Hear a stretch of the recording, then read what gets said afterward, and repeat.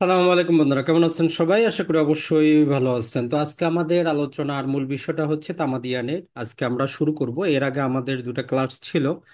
মোটামুটি আমরা আপনাদেরকে বেসিক কিছু আইডিয়া দেওয়ার চেষ্টা করেছি যে একটা আইনগুলোকে আমরা কিভাবে পড়ার চেষ্টা করব। তো আমাদের এই প্রস্তুতিটা যেহেতু মোটামুটি 2025 সালের নভেম্বর অথবা ডিসেম্বরে যে এমসিকিউ পরীক্ষাটা হবে, তবে আমরা যদি এখন থেকে ভালোভাবে প্রস্তুতিটা নিতে পারি, তাহলে আমাদের জন্য এমসিকিউ প্লাস লিখিত বলেন ভাইবা বলেন টোটাল জিনিসটাই আমাদের অন্তর্ভুক্ত করবে। তো এতে আমাদের যে সুবিধাটা হবে সেটা হচ্ছে যে আপনার এমসিকিউ পাস করার পরে আপনার লিখিতের জন্য টেনশন করতে হবে না। এটা ছাড়া পরীক্ষা আপনার যত কঠিনই হোক যেভাবেই হোক আপনি যাতে পাশ করতে পারেন, পাশাপাশি আপনার বাস্তব জীবনে যাতে আপনি আইনটা বুঝেন। কারণ আইনটা যদি আপনি না বুঝে অ্যাডভোকেট হন, পরেও কিন্তু আপনার কি করতে হবে। এখন হয়তো আপনি কারো কাছে গিয়ে আইনটা শিখতে পারতেছেন, কিন্তু অ্যাডভোকেট হওয়ার পরে যখন আপনি আর শিখতে যাবেন ওইরকম জায়গা বর্তমানে বাংলাদেশে কিন্তু নাই। তো আপনার ওই সিনিয়রের পিছনে ঘুরতে হবে। কিন্তু আপনার যদি বেসিক ফাউন্ডেশনটা যদি ভালো থাকে, আপনি সামান্য 6 মাসের মতো সিনিয়রের পিছনে কাজ করার পরে আপনি নিজেই নিজের পৃথক চেম্বার দিয়ে নিজের জীবন নিজে কি করতে পারবেন, পেশাগত যেই কাজ সেটা আপনি পরিচালনা শুরু করতে পারবেন। তো আজকে আমরা আলোচনা করব আমাদের তামাদি আইনের 1 নাম্বার থেকে নিয়ে 11 নাম্বার যেই আমাদের ধারা আছে, আমাদের আলোচনার বিষয় থাকবে এই প্রতিটা ধারা। এই ধারাগুলা থেকে কি প্রকারের এমসিকিউ আসতে পারে, প্লাস এই ধারাগুলার মধ্যে কি কি জিনিসটা বলছে ইন ডিটেইলে আমরা বিস্তারিত আলোচনা করব। পাশাপাশি এখান থেকে কোন কোন ইংরেজি শব্দটা আপনি একটু মনে রাখবেন সেটাও আমরা একটু বলে দেওয়ার চেষ্টা করব। যেহেতু আমরা প্রথাগতভাবে দেখতেছি যে বাংলায় আপনি পরীক্ষা নিলেও বার কাউন্সিল সেখানে কিছু ইংরেজি শব্দ দিয়ে দেয়। যারাই আমরা বাংলা মিডিয়ামে পড়াশোনা করেছি অথবা 2 বছরের এলএলবি করেছি, তো তাদের ক্ষেত্রে ইংরেজিটার জন্য খুব একটা দুরূহ হয়ে যায়। তো সেটা যাতে না হয়, এজন্যই আমাদের আজকের 1 নাম্বার থেকে 11 নাম্বার পর্যন্ত আমরা আলোচনা করব। তো চলুন, অলরেডি আমরা গ্রুপে হ্যান্ডনোটটা দিয়ে দিয়েছি, আশা করি সেটা আপনাদের কাছে অবশ্যই থাকার কথা। তো এইভাবে আমরা ট্রাই করব টোটাল গুরুত্বপূর্ণ জিনিসগুলা, গুরুত্বপূর্ণ যে সেকশন সেগুলো আমরা হাতে লিখে দেওয়ার জন্য। কম্পিউটারের টাইপকৃত যেই পিডিএফ গুলো আমরা দেই বা এর আগে দিয়েছি, তার চাইতে হাতের লেখা যেই পিডিএফ গুলা থাকে, কেন জানি এগুলার প্রতি আকর্ষণটা বেশি থাকে এবং পড়তে কি হয়, ভালো লাগে। তো যাই হোক, আমাদের আলোচনার বিষয় হচ্ছে দ্য লিমিটেশন অ্যাক্ট 1908, তামাদি আইন 1908। প্রথম ভিডিওতে আমরা বেসিক আলোচনা করেছি যে তামাদি আইন তৈরির মূল উদ্দেশ্যটা হচ্ছে আমরা যে কোনো প্রকার মোকদ্দমা বলেন, যে কোনো প্রকার আপিল বলেন, যে কোনো প্রকারের আমরা দরখাস্ত বলেন, আদালতে কত সময়ের মধ্যে আমরা দায়ের করব এই সময়সীমাটা নির্ধারণ করে দেওয়া। আর পাশাপাশি হচ্ছে আমাদের দখলের ভিত্তিতে মালিকানা অর্জনের কিছু রুলস বা বিধি তৈরি করা। এটাই হচ্ছে তামাদি আইন তৈরির মূল উদ্দেশ্য। এর বাইরে আমরা বলতে পারি যে তামাদি আইন আপনার অধিকার সচেতন করে, যত দিনের মধ্যে যে অধিকার আপনার দাবি করার কথা আপনি যাতে অত দিনের মধ্যে দাবি করেন, আপনাকে কি করে একটা বাধ্যবাধকতার মধ্যে ফেলে। আদালতে যাতে মামলার জট না লাগে, কেউ যাতে 50-60 বছরের পুরাতন মামলা নিয়ে না আসে, আদালত যাতে গতিশীল থাকে, সমাজে যাতে একটা বিরোধ দীর্ঘদিন কি জীবিত না থাকে। তো এর মাধ্যমে সমাজে আমরা একটা শান্তি শৃঙ্খলা নিয়ে আসতে পারবো, বিরোধ বেশি দিন থাকবে না। তো এই জন্য তামাদি আইনকে অনেক সময় শান্তির আইনও বলা হয়। তো এই যে আমাদের তামাদি শব্দটা মূলত এটা হচ্ছে আমাদের একটা আরবি ভাষার শব্দ। তো আরবি ভাষার একটা শব্দের একাধিক অর্থ হয়। তো এই জন্য তামাদি মানে হচ্ছে বাধাপ্রাপ্ত হওয়া, তামাদি মানে থেমে যাওয়া, তামাদি মানে শেষ হওয়া। তো আমরা ইংরেজি অর্থটাই বেশি মনে রাখার চেষ্টা করব যে লিমিটেশন মানে কি, আমাদের একটা সময়গত সীমাবদ্ধতা। তাহলে তামাদি অর্থ কি আপনার যদি আসে, তাহলে এই টোটাল জিনিসটা মাথায় রাখবেন যে কোনটা আপনার অপশনে দেয়, যেটা আপনার সামঞ্জস্য হয়, যে একটা জিনিস বাধাপ্রাপ্ত হওয়া, একটা জিনিস শেষ হয়ে যাওয়া, একটা জিনিস টাইম বার্ড হওয়া। ইংরেজিতেও আপনার দিতে পারে যে টাইম বার্ড। তামাদি লিমিটেশন মিনস 4টা অপশন দিয়ে দিল, একটা দিয়ে দিল যে টাইম বার্ড মানে সময়ের কারণে বাধা পাইল। তো এটা হচ্ছে আমাদের তামাদির অর্থগত জিনিসটা। আর তামাদি আইনগত ক্লাসও আমরা বলেছি দুইটা আমাদের জিনিসই বিভক্ত, একটা হচ্ছে আমাদের ধারার অংশ পড়তে হবে, আর একটা হচ্ছে যে আমাদের তফসিল আছে। ওই তফসিলের ভিতরে প্রথম তফসিলে 183টা বিভিন্ন প্রকার আর্টিকেল দেওয়া আছে, যেখানে মোকদ্দমা দায়ের করা, আপিল দায়ের করা এবং দরখাস্ত দায়ের করার পৃথক পৃথক 183টা বিভিন্ন সময়সীমা দেওয়া আছে। তা আর আমাদের এই তামাদি আইনের পার্ট আমরা টোটাল 5টা পার্টে বিভক্ত। ওই গত ক্লাসও আমরা বলেছি যে কোন পার্টটা কত নাম্বার সেকশন থেকে কত নাম্বার সেকশন, এটা এখন থেকে আপনি অভ্যাস করেন, মুখস্থ করার দরকার নাই। জাস্ট একটু অভ্যাস করার চেষ্টা করেন মাথার মধ্যে যে প্রথম পার্টে কত নাম্বার সেকশন থেকে কত নাম্বার সেকশনে যাচ্ছে। এমসিকিউ যেভাবে আসে যে তামাদি আইন সর্বপ্রথম কত সালে তৈরি করা হয়, এই শব্দটা না দিয়ে তারা দেওয়া হয় যে কোডিফাই করে, এই কোডিফাই শব্দটা ইংরেজিতে দিয়ে দেয়। তো এই জন্য এখন থেকে আপনি অভ্যস্ত হয়ে নেন যে সর্বপ্রথম কোডিফাই করা বা তৈরি করা বা পাশ করা হয় 1859 সালে। তাহলে এই যে তৈরি করার ইংরেজিতে তারা দিচ্ছে কোডিফাই করা। তো এই জন্য যদি কোডিফাই শব্দ থাকে আপনার টেনশন নেওয়ার দরকার নেই, আপনি বুঝবেন যে এটা বলতেছে যে কত সালে সর্বপ্রথম তৈরি করা হইলো, ওই জিনিসটাই বোঝানো হয়েছে। দ্বিতীয় এমসিকিউ যেটা আসে যে তামাদি কোন ভাষার শব্দ, আমরা অলরেডি জানলাম যে এটা একটা আরবি ভাষার শব্দ। তৃতীয়, তামাদি অর্থ কি জিনিস? যে তামাদি মানে হচ্ছে বাধাগ্রস্ত হওয়া, বাধা পাওয়া, শেষ হয়ে যাওয়া, নির্দিষ্ট সময়সীমা। একাধিক অর্থ হইতে পারে, জাস্ট আপনি তামাদির সাথে রিলেটেড যে অর্থগুলা যে কোনো একটা নিলে আপনার চলবে। আমাদের বর্তমান তামাদি আইন কখন তৈরি করা হয় সেটা হচ্ছে 7ই অগাস্ট 1908 সালে। এই সালটাও মনে রাখবেন। এটাও, এই যে প্রতিটা শব্দই এক একটা এমসিকিউ কিন্তু আপনার হইতে পারে। এবং তামাদি আইন কবে কার্যকর হয় এটা বারবারই আসে, এটা হচ্ছে সবচেয়ে গুরুত্বপূর্ণ, যে 1লা জানুয়ারি 1909। এরপরে হচ্ছে হুম, তামাদিটা কোন প্রকারের আইন? এটা হচ্ছে আমাদের প্রসিডিউরাল ল বা পদ্ধতিগত আইন, আর এরই আরেকটা সমার্থক নাম হচ্ছে অ্যাডজেক্টিভ ল। তাহলে তিনটা নামই মনে রাখবেন, পদ্ধতিগত আইন যদি বাংলায় দেয়, অথবা ইংরেজিতে হইলে প্রসিডিউরাল ল, অথবা অ্যাডজেক্টিভ ল। আরেকটা জিনিস আপনার বইয়ে আপনি সাথে লিখে রাখেন যে তামাদি আইন নিজেই একটা স্বয়ং সম্পূর্ণ আইন, এটা অন্য কোনো আইনের উপর নির্ভর করে না। এই আইনের কোনো বিধানের জন্য অন্য কোনো আইনের কাছে যেতে হয় না। যদি কোনো আইনের বিধান অন্য কোনো আইনের বিধানের উপর নির্ভর না করে, সেটাকে আমরা বলি যে এটা একটা কমপ্লিট ল, এটা হচ্ছে একটা স্বয়ং সম্পূর্ণ আইন। তাহলে এইখানে যে কয়েকটা আমরা কথা বললাম, প্রতিটাই এক একটা এমসিকিউ। এখন আপনার কোনটা দিবে কোনটা না দিবে, আমাদের দায়িত্ব হচ্ছে এখন থেকে আমরা অভ্যস্ত হব যে এইরকমও আমাদের এমসিকিউ গুলো আসতে পারে। এখন চলে আসি সর্বপ্রথমেই আমাদের সেকশন নাম্বার 1। গত ভিডিওতে আমরা পড়েছি যে প্রতিটা আইনের সেকশন নাম্বার 1-এ তিনটা জিনিস থাকে: আইনের সংক্ষিপ্ত নাম, আইনটা কোথায় প্রযোজ্য হবে, কার উপর প্রযোজ্য হবে, এবং কবে থেকে কার্যকর। তো আমাদের পরীক্ষার জন্য শুধু ওই কার্যকরের ডেটটাই গুরুত্বপূর্ণ, সেটা হচ্ছে যে 1লা জানুয়ারি 1909, যেটাকে ইনফোর্সমেন্ট ডেটও লিখতে পারে, কার্যকরের তারিখও দিতে পারে, অথবা কুমেন্সমেন্ট, যেটা আমরা গত ক্লাসে দেখেছি। এই তিনটা শব্দের যে কোনো একটা শব্দ আসতে পারে। তাহলে ইনফোর্সমেন্ট ডেট এবং হচ্ছে কার্যকরের তারিখ বা কুমেন্সমেন্ট, এই তিনটা একই জিনিস, এটা বোঝায় যে আইনটা কবে থেকে ইনফোর্সে আসলো, কার্যকর হইল। তাহলে 1 নম্বরে আমাদের শুধু এই তারিখটাই গুরুত্বপূর্ণ। এখন তামাদি আইনের যে 2 নম্বর যে আমাদের সেকশনটা আছে, যেটার মধ্যে বিভিন্ন ডেফিনেশন দেওয়া আছে, তো আমাদের জন্য গুরুত্বপূর্ণ হচ্ছে আমরা সর্বপ্রথম যেটা করব যে আমরা বুঝে নিব যে কত প্রকারের বা কতটা ডেফিনেশন দেওয়া আছে। অনেক ক্ষেত্রে এমনও আপনার এমসিকিউ হইতে পারে যে তামাদি আইনের সেকশন 2-এ কত প্রকারের ডেফিনেশন দেওয়া আছে, এটাও একটা এমসিকিউ হইতে পারে। তো এই জন্য সর্বপ্রথম হচ্ছে যে এখানে 11টা বিভিন্ন প্রকার কি ডেফিনেশন দেওয়া আছে, এটা আগে আমরা মাথায় নিব। এখন প্রতিটা ডেফিনেশন আমাদের অতটা বোঝারও কাজ নাই, মুখস্থ করারও কাজ নাই। কিছু কিছু ডেফিনেশন আছে যেটা এমসিকিউ আসতে পারে বা যেটা আমাদের কাজে আসবে লিখিত পরীক্ষায়ও। তো এর মধ্যে সর্বপ্রথম যেই আমাদের ডেফিনেশনটা, যেটা আমাদের সেকশন নাম্বার 2 এবং ক্লজ নাম্বার 5। তো এইখানে আমরা একটা কথা বলে নিব যে অনেকেই প্রশ্ন করেন যে ভাই সেকশন নাম্বার 2 এর পরে এটা সাবসেকশন হবে না ক্লজ হবে, আমরা কিভাবে বুঝবো? সিম্পল একটা জিনিস হচ্ছে, আপনার কাছে যদি মূল আইনটা যদি থেকে থাকে, বা যে কোনো আইনের ক্ষেত্রে সেকশনের পরে সাবসেকশন হবে না ক্লজ হবে, এটা কিসের উপর নির্ভর করবে? দেখবেন যে এই যে 1 নাম্বারটা দেখেন, যে 1 নাম্বার এখানে সেকশন দেওয়া আছে, দেওয়ার পরে কিচ্ছু লেখা নাই, তারপরে ভাগ হয়ে গেছে 1 2 3। তার মানে সেকশনের পরে যদি কোনো শব্দ ওয়ার্ড কিছুই না থাকে, সরাসরি ভাগ হয়ে যায়, তার মানে ওগুলা হচ্ছে সাবসেকশন।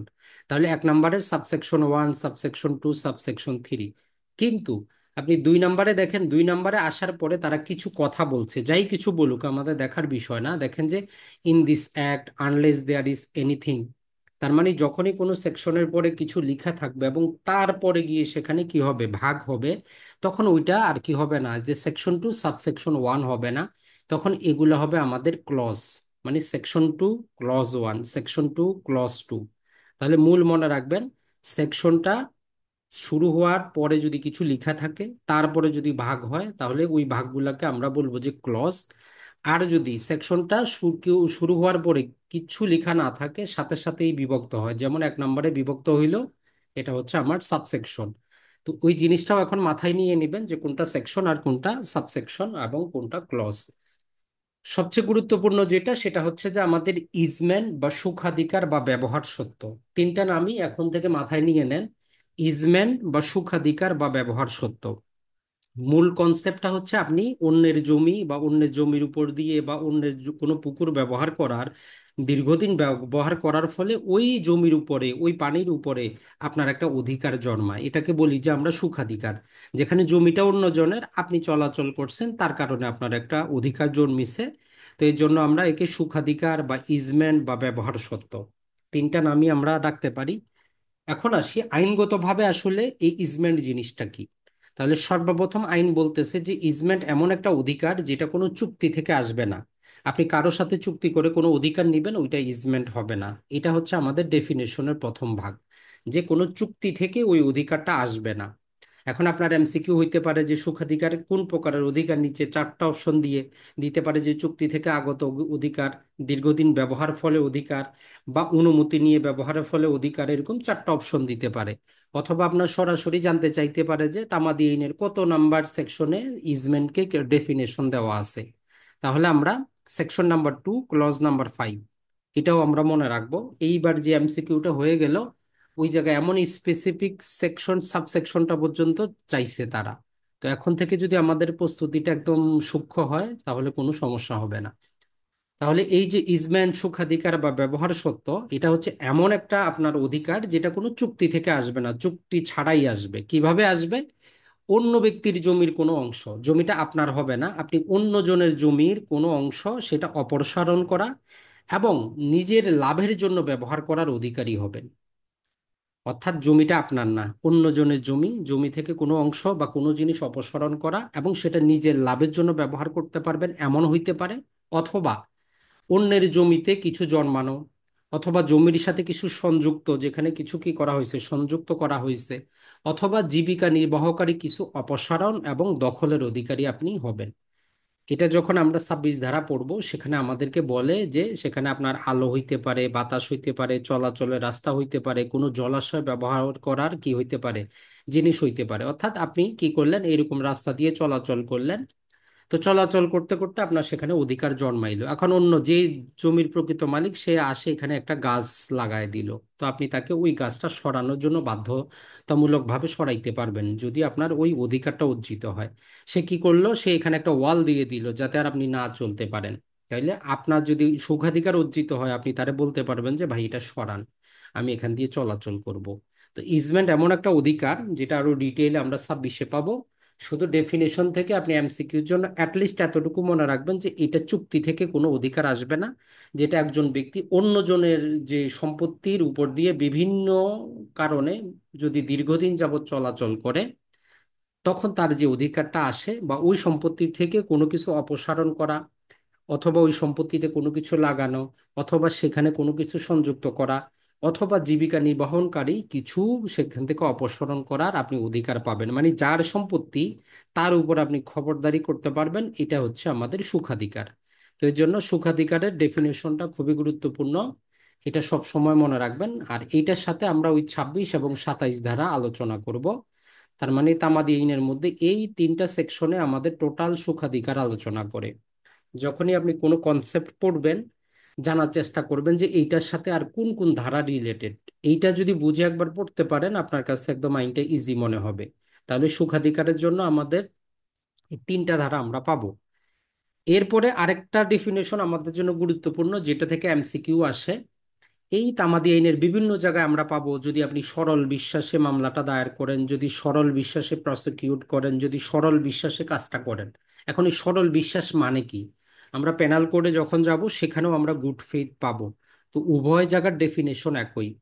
এখানে আমাদের যে সেকশন 2 ক্লজ 7-এর মধ্যে বলতেছে যে যদি আপনি কোনো কাজ ডিউ কেয়ার, ইংরেজিটাও মনে রাখবেন, মাঝে মধ্যে ইংরেজিটাও দিয়ে দেয়। ডিউ কেয়ার মানে যথাযথ যত্ন, এবং অ্যাটেনশন মানে মনোযোগ সহকারে যদি আপনি না করে থাকেন, কোনো একটা কাজ যদি আপনি যথাযথ যত্ন এবং মনোযোগ সহকারে যদি না করেন, আইন বলবে যে আপনি এটা সরল বিশ্বাসে করেন নাই। তার মানে গুড ফেথ বলতে আমরা প্রচলিত যে জিনিসটা বুঝি সেটা না। গুড ফেথ মানে হচ্ছে ওই বিষয়টা সম্পর্কে আপনি যথাযথভাবে কি করবেন, যত্ন নেওয়া এবং মনোযোগ সহকারে দেখার পরে যদি করেন, তখনই আইন বলবে যে আপনি সরল বিশ্বাসে কাজটা করছেন। তাহলে গুড ফেইথ ডেফিনেশন এটা আমাদের জন্য এমসিকিউর জন্য গুরুত্বপূর্ণ। আপনার বেয়ার অ্যাক্টের মধ্যে আপনি কি করেন, হাইলাইট করে রাখেন বিশেষত ওই দুইটা ইংরেজি শব্দ, একটা হচ্ছে ডিউ কেয়ার আর একটা হচ্ছে অ্যাটেনশন, মানে যথাযথ যত্ন এবং মনোযোগ।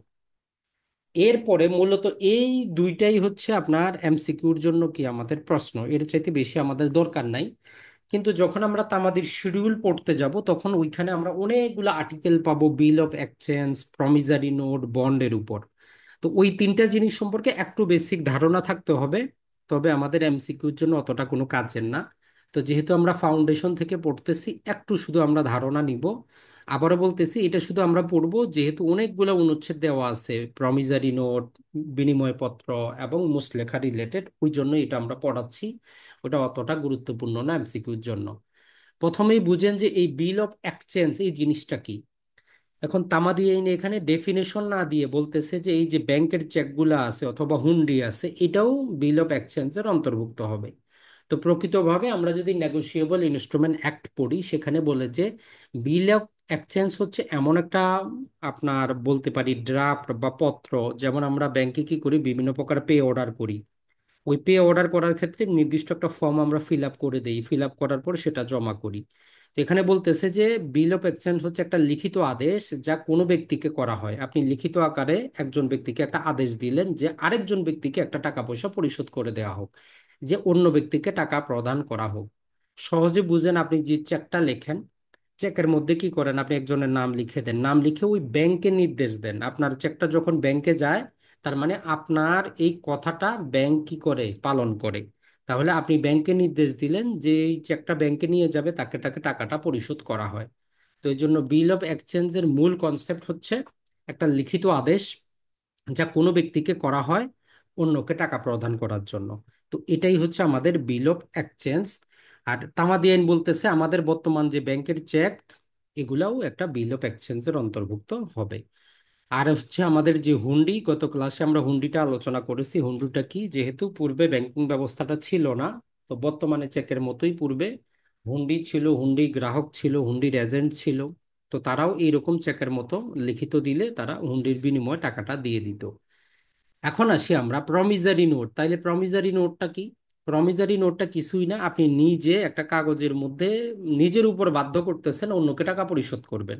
নিজেই নিজের উপর একটা বাধ্যবাধকতা আনতেছেন, আরেকজনকে আপনি টাকা দিবেন। তো এইটা, এই যে প্রমিজারি নোট বা প্রতিজ্ঞাপত্র, বলতেছে যে প্রদানকারী সীমিত সময় অথবা চাহিদা মাত্র অথবা দৃষ্টিগোচরে, মানে আপনি তাৎক্ষণিক অথবা নির্দিষ্ট ডেটে অথবা পরবর্তী যে কোনো দিন আপনি অন্যকে টাকা দিতে কি একটা প্রতিশ্রুতিবদ্ধ হচ্ছেন। যে একজন আপনার কাছে টাকা পাবে, টাকা চাচ্ছে, আপনি বলতেছেন পরে দিব, সে বলল যে ভাই লিখিত আকারে দিয়ে দেন। তখন আপনি সেখানে লিখলেন যে ঠিক আছে, আমি এই নামক ব্যক্তি এত তারিখে আপনাকে আপনার এত টাকা আমি পরিশোধ করে দিব। এই যে আপনি নিজের উপর একটা দায়বদ্ধতা নিয়ে আসলেন, এটাই হচ্ছে প্রতিজ্ঞাপত্র বা প্রমিসারি নোট, যেখানে ব্যক্তি অন্যকে টাকা পরিশোধ করার জন্য নিজেকে বাধ্য করে। আর বন্ড বা মুচলেখা, গত ক্লাসেও আমরা পড়েছি, বন্ড বা মুচলেখার মূল কথাটা হচ্ছে যেটা, যে এইটাও আপনি নিজেকে নিজে বাধ্য করতেছেন, তবে কিছু কন্ডিশনের উপর, যে কোনো কাজ করা অথবা না করার উপর। যখন কোনো ব্যক্তি অন্যকে অর্থ প্রদান করতে নিজেকে বাধ্য করে, মুসলেখার মধ্যেও আপনি কি করলেন, যে এত টাকা তাকে পরিশোধ করবেন, আপনি বাধ্য, প্রমিসারি নোটের মতোই। তবে এখানে কিছু কন্ডিশন আছে। ওই কন্ডিশনটা হচ্ছে যে আপনার কোনো কাজ সম্পাদিত হয় অথবা না হয়। যেমন বেইল বন্ড গুলো আছে, আসামি যখন জামিন পায় তাদেরকে একটা বেইল বন্ড সিগনেচার করে আসতে হয়, যে আদালত যে জামিনটা দিল, যখন আদালত ডাকবে তখন যাতে সে উপস্থিত হয়। আর উপস্থিত না হইলে কি হবে, ওই বন্ডের মধ্যে লেখা থাকে 5,000, 10,000, 20,000, 40,000 টাকা কি করতে হবে, সে নিজে থেকে পরিশোধ করবে, সে বাধ্য। তার মানে আপনি নিজের উপর নিজে একটা বাধ্যবাধকতা আনতেছেন, ভবিষ্যতে একটা কাজ আপনি করবেন অথবা না করবেন এই কন্ডিশনের উপর ভিত্তি করে। ওইটাই হচ্ছে আমার বন্ড বা মুচলেখা। আরেকটা জিনিস যেটা, সেটা জাস্ট আমরা বোঝার জন্য পড়বো যে জিম্মাদার বা ট্রাস্টি কোন জিনিসটাকে অন্তর্ভুক্ত করবে না তামাদি আইনের মধ্যে। আজকের আমরা যখন 10 নম্বর সেকশনটা পড়বো ওইখানে বলে যে ট্রাস্টের সম্পত্তির বিরুদ্ধে মামলা করার জন্য তামাদি প্রযোজ্য হবে না, আপনি 100 বছর পরেও মামলা দায়ের করতে পারবেন। তো তাইলে এই ট্রাস্টি বা জিম্মাদার আমরা কাকে বলবো, এটা কোন জিনিসটাকে অন্তর্ভুক্ত করবে আর কোনটাকে করবে না।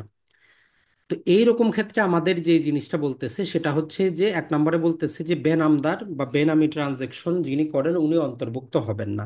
বেনামি ট্রানজেকশন মানে আপনার নিজের টাকা পয়সা দিয়ে অন্যের নামে কিছু ক্রয় করেন, তো এই আপনি হচ্ছেন বেনামদার।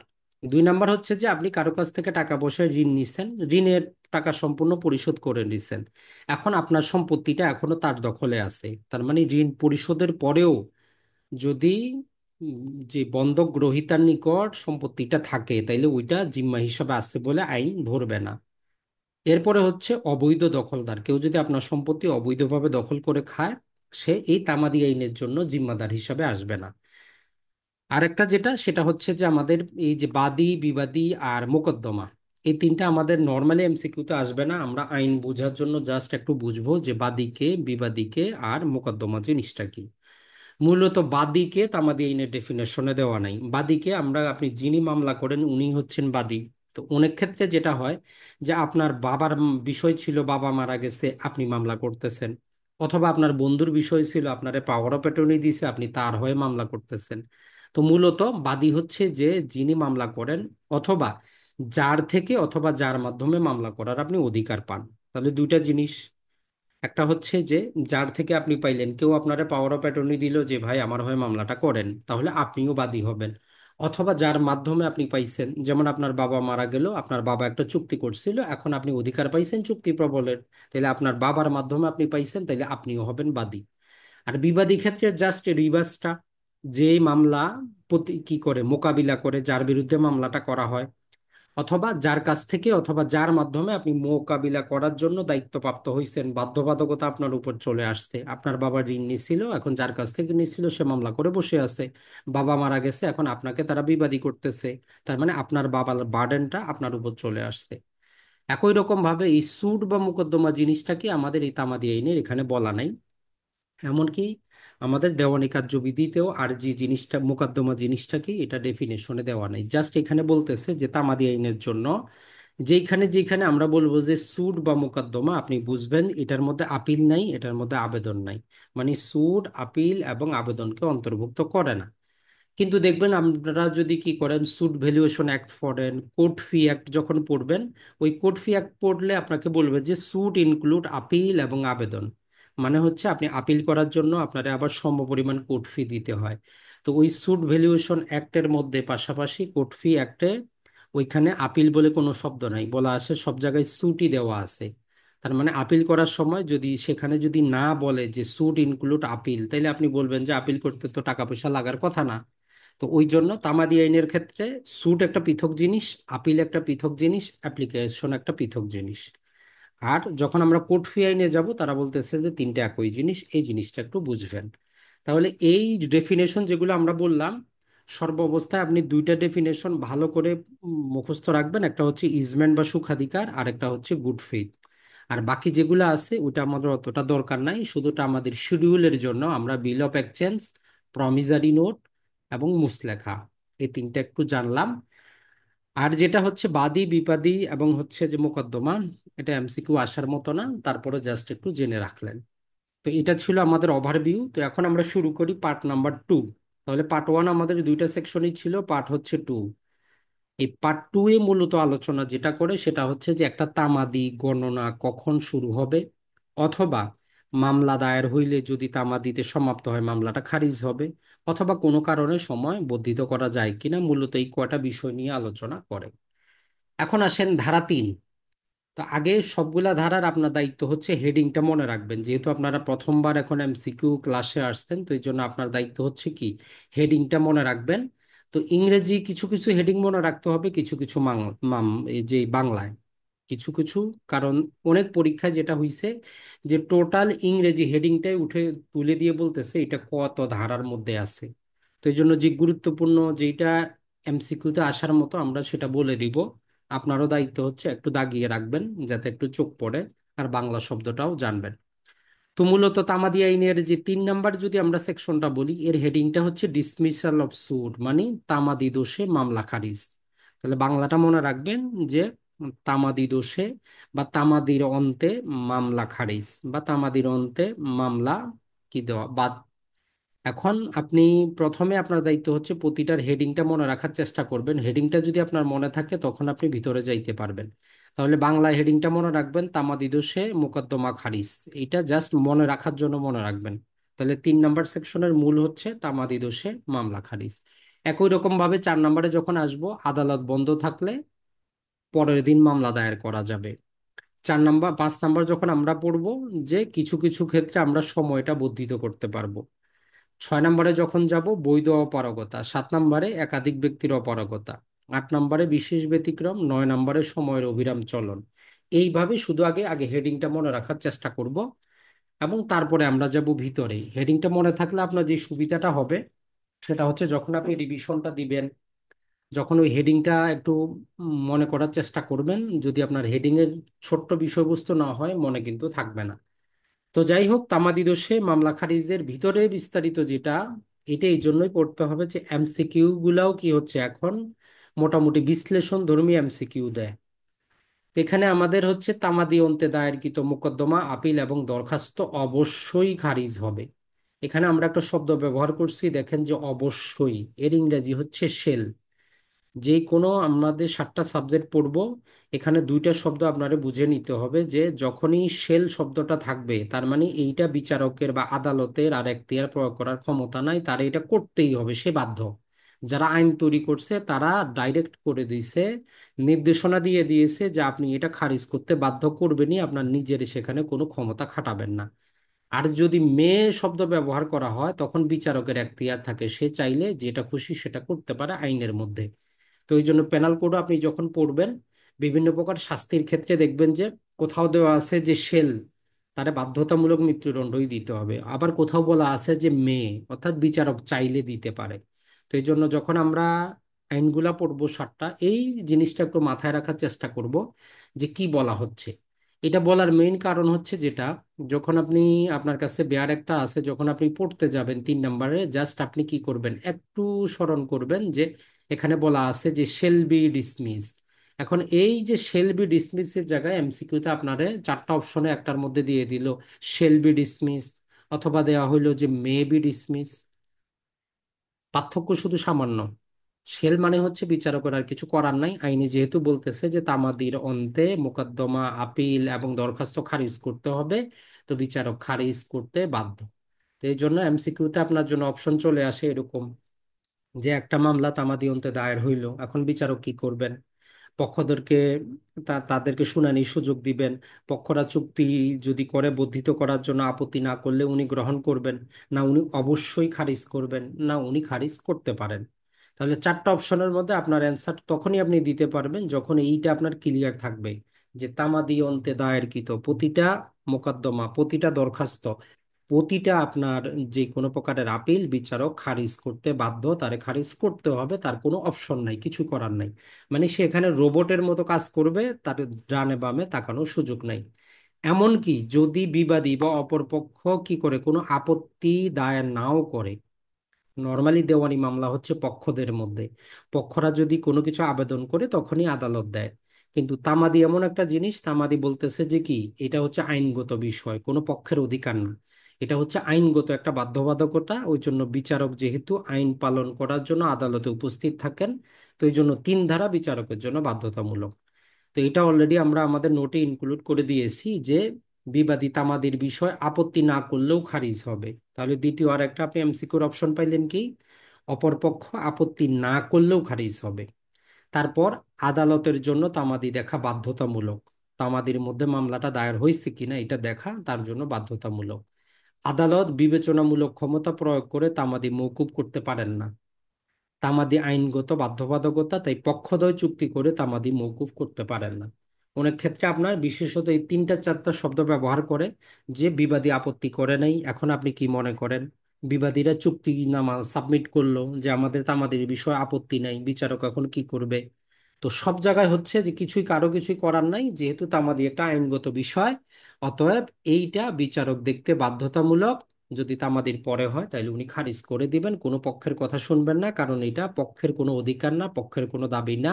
এটা হচ্ছে আইনগত একটা বাধ্যবাধকতা, যা এটা আদালত, বাদী বিবাদী সবাই পালন করতে বাধ্য। এইভাবে যদি আপনি তিন ধারাটা একবার বুঝে নিতে পারেন, তাইলে তিন ধারা থেকে যত প্রকার যেইভাবেই প্রশ্ন আসুক আপনি অ্যান্সার করতে পারবেন। এমনকি লিখিত পরীক্ষায় যখন আপনি এমসিকিউ পাস করার পরে লিখিত পরীক্ষা দিবেন, ওই তিন ধারা থেকে আপনাকে একটা প্রবলেমেটিক জিনিস বানিয়ে বলবে যে এখন আপনি কি মনে করেন বিচারক কি করবে। অথবা আপনার এই কি করলো যে একটা মামলার ক্ষেত্রে আপনি পক্ষের আইনজীবী হিসাবে কি করলেন, তামাদির শেষে একটা মামলা দায়ের করলেন, তো বিচারক তখন সেই তামাদির বিষয় কি করলো, আপনার ওই জিনিসটা খারিজ করে দিল। এখন আপনি কি করতে পারেন, বা আপনার যে পক্ষ আছে তাকে আপনি কি বলবেন, কি উপদেশ দিবেন, মানে আপনাকেই যাচাই করবে যে আপনি কি বলতে চান। তো আপনার নিজের কথা তো বলে লাভ নেই, আপনাকে আইন কি বলতেছে সেইটা বিশ্লেষণ করে বলতে হবে। তাহলে আমরা মনে রাখবো তিন ধারা, যাতে ক্লাসটা হইতে হইতে মোটামুটি আজকে আমরা 3 নাম্বার থেকে শুরু করে 11 নম্বর মুখস্থ হয়ে যায়।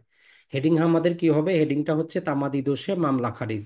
মানে তামাদির শেষ হওয়ার পরে যত প্রকার মোকদ্দমা, যত প্রকার আপিল, যত প্রকার দরখাস্ত দায়ের করা হোক, সবকিছুই বিচারক খারিজ করে দিতে বাধ্য হবেন। কোনো পক্ষ আপত্তি করুক বা না করুক তাতে কিচ্ছু যায় আসে না, তামাদি একটা আইনগত বিষয়, এটা বিচারক, বাদী বিবাদী সবারই উপর বাধ্যকর। তারা চুক্তি করে তামাদিটা মওকুফ করতে পারবেন না। এটা হচ্ছে মূল জিনিস। এখন যেহেতু আমাদের একটা বাধ্যবাধকতা আমরা পাইলাম যে নির্দিষ্ট সময় মামলা দায়ের করতে হবে, এখন কথা হচ্ছে যে একটা মামলা আদালতে কখন দায়ের হয়েছে বলে আমরা ধরে নিব। তামাদি আইনের 3 নাম্বারের ভিতরে 3টা ব্যাখ্যা দেওয়া আছে, নর্মালি এগুলো আমরা পড়ি না যেহেতু এমসিকিউতে আসে না, কিন্তু এখন দেখা যাচ্ছে যে ওইখান থেকে ব্যাখ্যামূলক প্রশ্ন আপনারা আসতেছে। তো আপনি জাস্ট একটু জেনে রাখেন যে যখন আপনি কি করেন প্রচলিত ভাবে আপনি একটা আর্জি সেরেস্তাদারের কাছে জমা করে দেন, জমা করার পর সে বিভিন্ন প্রকার কোর্ট ফি নানা প্রকার জিনিস দেখার পরে তারপরে আপনারা কি করে যথাসম্ভব ওই দিনই ট্রাই করে সুট রেজিস্টারে লিখে আপনারা একটা মোকদ্দমা নাম্বার দিয়ে দেওয়ার জন্য। অথবা লিখার পূর্বেই সে যদি কি করে আপনার একটা মোকদ্দমা নাম্বার দিয়ে দেয়। এখন আপনি যেই দিন যখনই সেরেস্তাদারের কাছে মামলাটা সাবমিট করলেন, আর্জিটা দিলেন, আইনগতভাবে ওই দিনই আপনার মামলাটা সাবমিট হয়ে গেছে, চাই আপনি মামলা নাম্বার 2 দিন পরে পান, 10 দিন পরে পান। যেমন ধরেন যে আপনি 2টার দিকে গেলেন সাবমিট করার জন্য, তো দেওয়ার পরেই গ্রহণ করার পরে সেরেস্তাদার বললো যে আজকে ছুটি হয়ে গেছে আপনি রাখে যান, আমরা কালকে দেখব। তো কালকে শুক্রবার, তারপরে শনিবার, তারপরে সরকারি বিভিন্ন ছুটি আসলো, দেখা গেল যে 1 সপ্তাহ পরে গিয়ে আপনি মোকদ্দমা নাম্বার পাইলেন। এখন মামলা চলার সময় অপরপক্ষ আসে বলতেছে স্যার এটা তো তামাদিতে পারিত হয়ে গেছে। এখন আপনার ডিফেন্স হবে এই ব্যাখ্যা নাম্বার 1, যে তামাদি আইনে 3 ধারার প্রথম ব্যাখ্যায় বলা হয়েছে আমার মামলাটা আমি যেই দিন সেরেস্তার কাছে জমা করছি, কোর্টের অফিসারের কাছে জমা করছি, আমার মামলা ওই দিনই দায়ের হয়ে গেছে। এখন ওইটা আদালতে দেখার বিষয়, সে মোকদ্দমা নাম্বার কবে দিল সেটা আমার দেখার বিষয় না। তাহলে প্রথমটা আপনি ডিফেন্স নিতে পারবেন এই ব্যাখ্যার প্রথম অংশ দ্বারা। দ্বিতীয় অংশ বলতেছে আমরা যখন দেওয়ানি কার্যবিধি পড়বো সব জায়গায় যিনি নিঃস্ব ব্যক্তি, যার টাকা পয়সা কম আছে, ধরেন যে বাস্তব এলাকাও দেখবেন যে অনেক, মোটামুটি আমি আমার এলাকার একটা কথা বলতে পারি যে একটা মহিলা আছে তার অনেক সম্পত্তি ছিল, এখন তার বসত বাড়িটাও নাই। এখন সে দাবি করে যে এই সম্পত্তিগুলো তার ছিল, কেউ প্রতারণা করে তার সম্পত্তিগুলো নিয়ে গেছে। এখন ওই মহিলাকে যদি আমরা তার সম্পত্তিগুলো উদ্ধার করার জন্য মামলা করাইতে যাই, কোর্ট ফি দিতে হবে। এখন ওই বেচার নিন তো থাকারই জায়গা নেই, তো সে কোর্ট ফিটা দিবে কোথা থেকে? তো এই রকম ক্ষেত্রে যারা নিঃস্ব ব্যক্তি বা প্রপার ব্যক্তি তারা আদালতে আর্জির সাথে একটা অ্যাপ্লিকেশন দেয় যে আমি কোর্ট ফিটা দিতে পারবো না, আমি মামলাটা লড়তে চাই, যদি মামলায় আমি জিতি তাহলে আমি কোর্ট ফিটা প্রদান করব, এই রকম শর্তে একটা অ্যাপ্লিকেশন দিতে হয়। এখন ধরেন যে এই যে ব্যক্তিটা গরিব কি গরিব না আদালতকে তো ডিসাইড করতে হবে, নাইলে তো সবাই গিয়ে একটা অ্যাপ্লিকেশন দিবে এবং মামলা জিতলে কোর্ট ফি দিবে, না হলে না দিবে। তো এই যে আপনি একটা অ্যাপ্লিকেশন দিলেন যে আমার মক্কেল হচ্ছে গরিব, তার কাছে টাকা পয়সা নেই, সে কোর্ট ফি দিতে পারবে না, আদালত এটা সিদ্ধান্ত নিতে 1 মাস, 2 মাস, 6 মাস, এমনকি 1 বছরও লাগাইতে পারে, শুনানি ডেট পরিবর্তন হইতে পারে। এখন দেখা গেল যে 1 বছর পরে আদালত অনুমতি দিল যে ঠিক আছে আপনি দরখাস্তটা আপনার অ্যাপ্রুভ হইলো, আপনি মামলা দায়ের করেন। এখন যার বিরুদ্ধে মামলা দায়ের করলো সে আইসা বলতেছে স্যার এটা তো অলরেডি তামাদিতে বারিত হয়ে গেছে 6 মাসে আগে, তখন আপনার ডিফেন্স হবে যে 2 নাম্বার ব্যাখ্যা। যে আমার মক্কেলের যে কোর্ট ফি দেওয়ার ক্ষমতা ছিল না বলে আমি কি করছি, ওই তামাদির শেষ হওয়ার আগেই অ্যাপ্লিকেশনটা দিয়ে দিছি।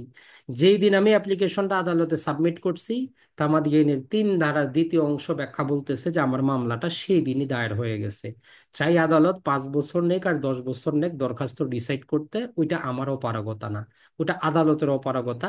আদালত ওই আমি যেই দিন সাবমিট করছিলাম ওই দিনই আদালতের উচিত ছিল ডিসাইড করে দেওয়া। যেহেতু আদালতের উপর উপর আমাদের কোনো হস্তক্ষেপ চলে না, অতএব ওইটা ধরে নিব যে কি আমরা তামাদের সময়ের মধ্যেই দায়ের হয়েছে। তো এখন যখন আমরা সিপিসি যখন পড়বো, দেওয়ানি কার্যবিধি, ওইখানে বলে যে যদি একজন ব্যক্তির নিত্য ব্যবহারযোগ্য যে পরিবহনের বস্ত্রাদি বাদ দিয়ে যদি সর্বোচ্চ 5,000 টাকা বা তার কমে যদি কোনো ধন সম্পদ থাকে, অথবা ফিক্সড কোর্ট ফি হইলে ফিক্সড কোর্ট ফি দেওয়ার যদি টাকা না থাকে, ওই ব্যক্তিরে বলবো আমরা গরিব ব্যক্তি বা নিঃস্ব ব্যক্তি, বা ইংরেজি শব্দ হচ্ছে যে প্রপার ব্যক্তি, যে যার টাকা পয়সা নাই। তো বারবার ওইটাই চলে আসে, যারা এমসিকিউ পরীক্ষা দিয়েছেন যে কত টাকা পর্যন্ত থাকলে আমরা নিঃস্ব ব্যক্তি বলবো। তাহলে সর্বোচ্চ 5,000 টাকা, অথবা ফিক্সড কোর্ট ফি হইলে যদি তার ওই কোর্ট ফি দেওয়ার ক্ষমতা না থাকে, ওই রকম ব্যক্তিরা আমরা বলবো যে এই হচ্ছে নিঃস্ব ব্যক্তি বা গরিব ব্যক্তি। তৃতীয় অংশ যেটা বলতেছে, তিনটা ব্যাখ্যাই কিন্তু গুরুত্বপূর্ণ।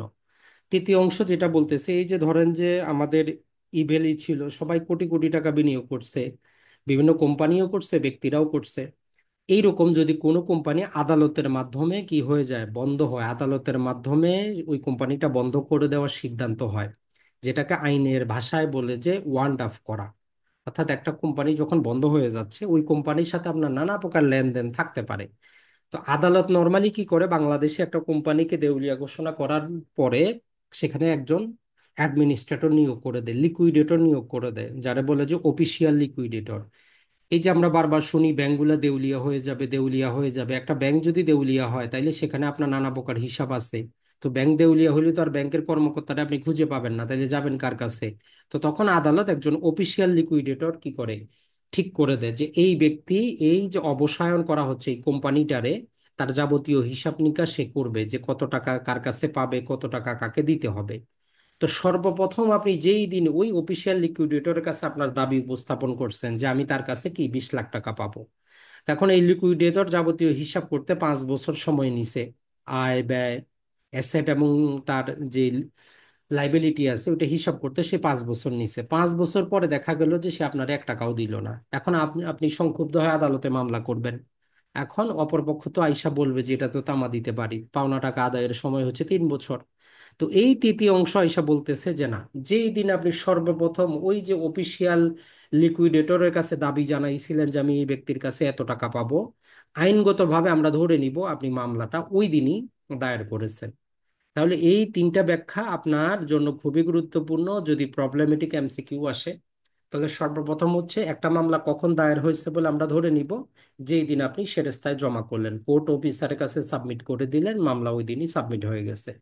একজন গরিব ব্যক্তি হিসাবে যখন অ্যাপ্লিকেশন করতেছেন, প্রথম যেই দিন অ্যাপ্লিকেশনটা সাবমিট করলেন, আইনগতভাবে আমরা ধরে নিব মামলাটা ওই দিনই সাবমিট হয়ে গেছে।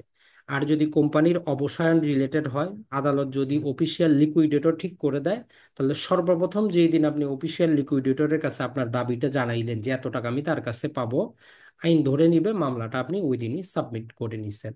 তো এই জন্যই আপনার এই ব্যাখ্যাটা দেওয়া হয়েছে। আর উপরে যেটা বলছে যে তামাদি দোষে মামলা খারিজ সময় মতো না আসলে আদালতেও সাধ্য নয় আপনার মামলাটা শোনার, মামলাটা কি করবে, আদালত খারিজ করে দিবে, অপরপক্ষ আপত্তি করুক বা না করুক। তো এই জন্য 3 নম্বর সেকশনের উপর একটু সময় দিবেন, এটা খুবই গুরুত্বপূর্ণ 3 নম্বরটা।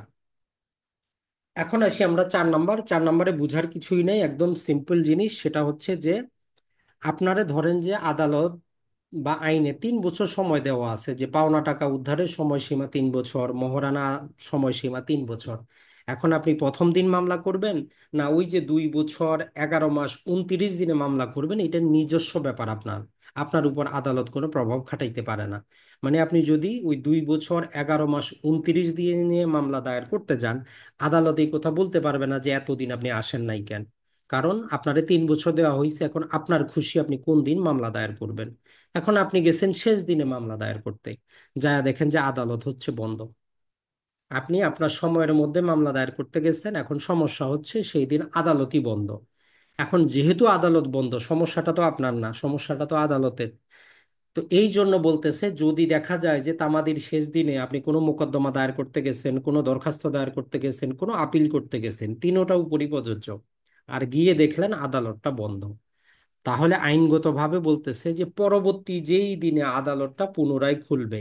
যেমন ধরেন যে আপনি বৃহস্পতিবারে আপনার শেষ ডেট ছিল, আপনি ওই দিন গেলেন, আদালত বন্ধ, শুক্রবারে সরকারি ছুটি, শনিবারেও ছুটি, রবিবারে খুলবে, তাইলে আপনি রবিবারে মামলাটা দায়ের করতে পারবেন, আর আইনগতভাবে ধরে নেওয়া হবে যে আপনি মামলাটা বৃহস্পতিবারে সাবমিট করছেন, মানে তামাদির সময়ের মধ্যেই সাবমিট করছেন। তাহলে 4 নম্বরের হেডিং হচ্ছে যে কোর্ট ক্লোজ, আদালত বন্ধ। তাহলে পরবর্তী যে দিন খুলবে আপনি ওই দিন সাবমিট করতে পারবেন, আর আইনগতভাবে আমরা ধরে নিব যে আপনি মামলাটা কি করছেন, সময়ের মধ্যেই দায়ের করছেন, মানে ওই বৃহস্পতিবারেই দায়ের করছেন।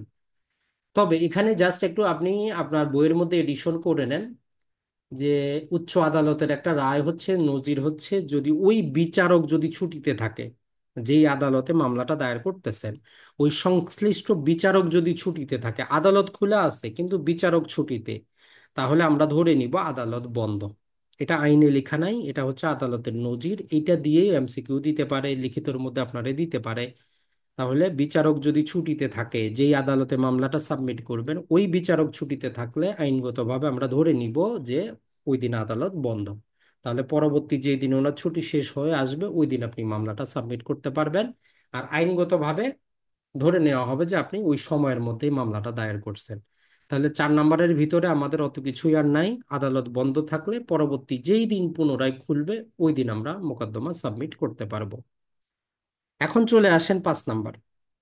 এখন এই 5 নাম্বারটা হচ্ছে এমন একটা জিনিসের মতো, যার অনেক ডাকনাম আছে। যেমন আমাদের অনেকজন আছে, দেখবেন যে কারো 4টা 5টা ডাকনাম, অথবা যার দাদা দাদি নানা নানি চাচা ফুপু বেশি, একজন বাচ্চাটারে এক এক নামে ডাকে, সবগুলোই কিন্তু তার ডাকনাম। এখন এই 5 নাম্বারের অনেকগুলা নাম আছে, এই নামগুলাই আপনার আগে মুখস্থ করতে হবে। কারণ এই নামগুলা এক একবার এক এক পরীক্ষায় এক একটা নাম দিবে, আর আপনি চিন্তা করবেন যে প্রশ্নটা করলো কোথা থেকে।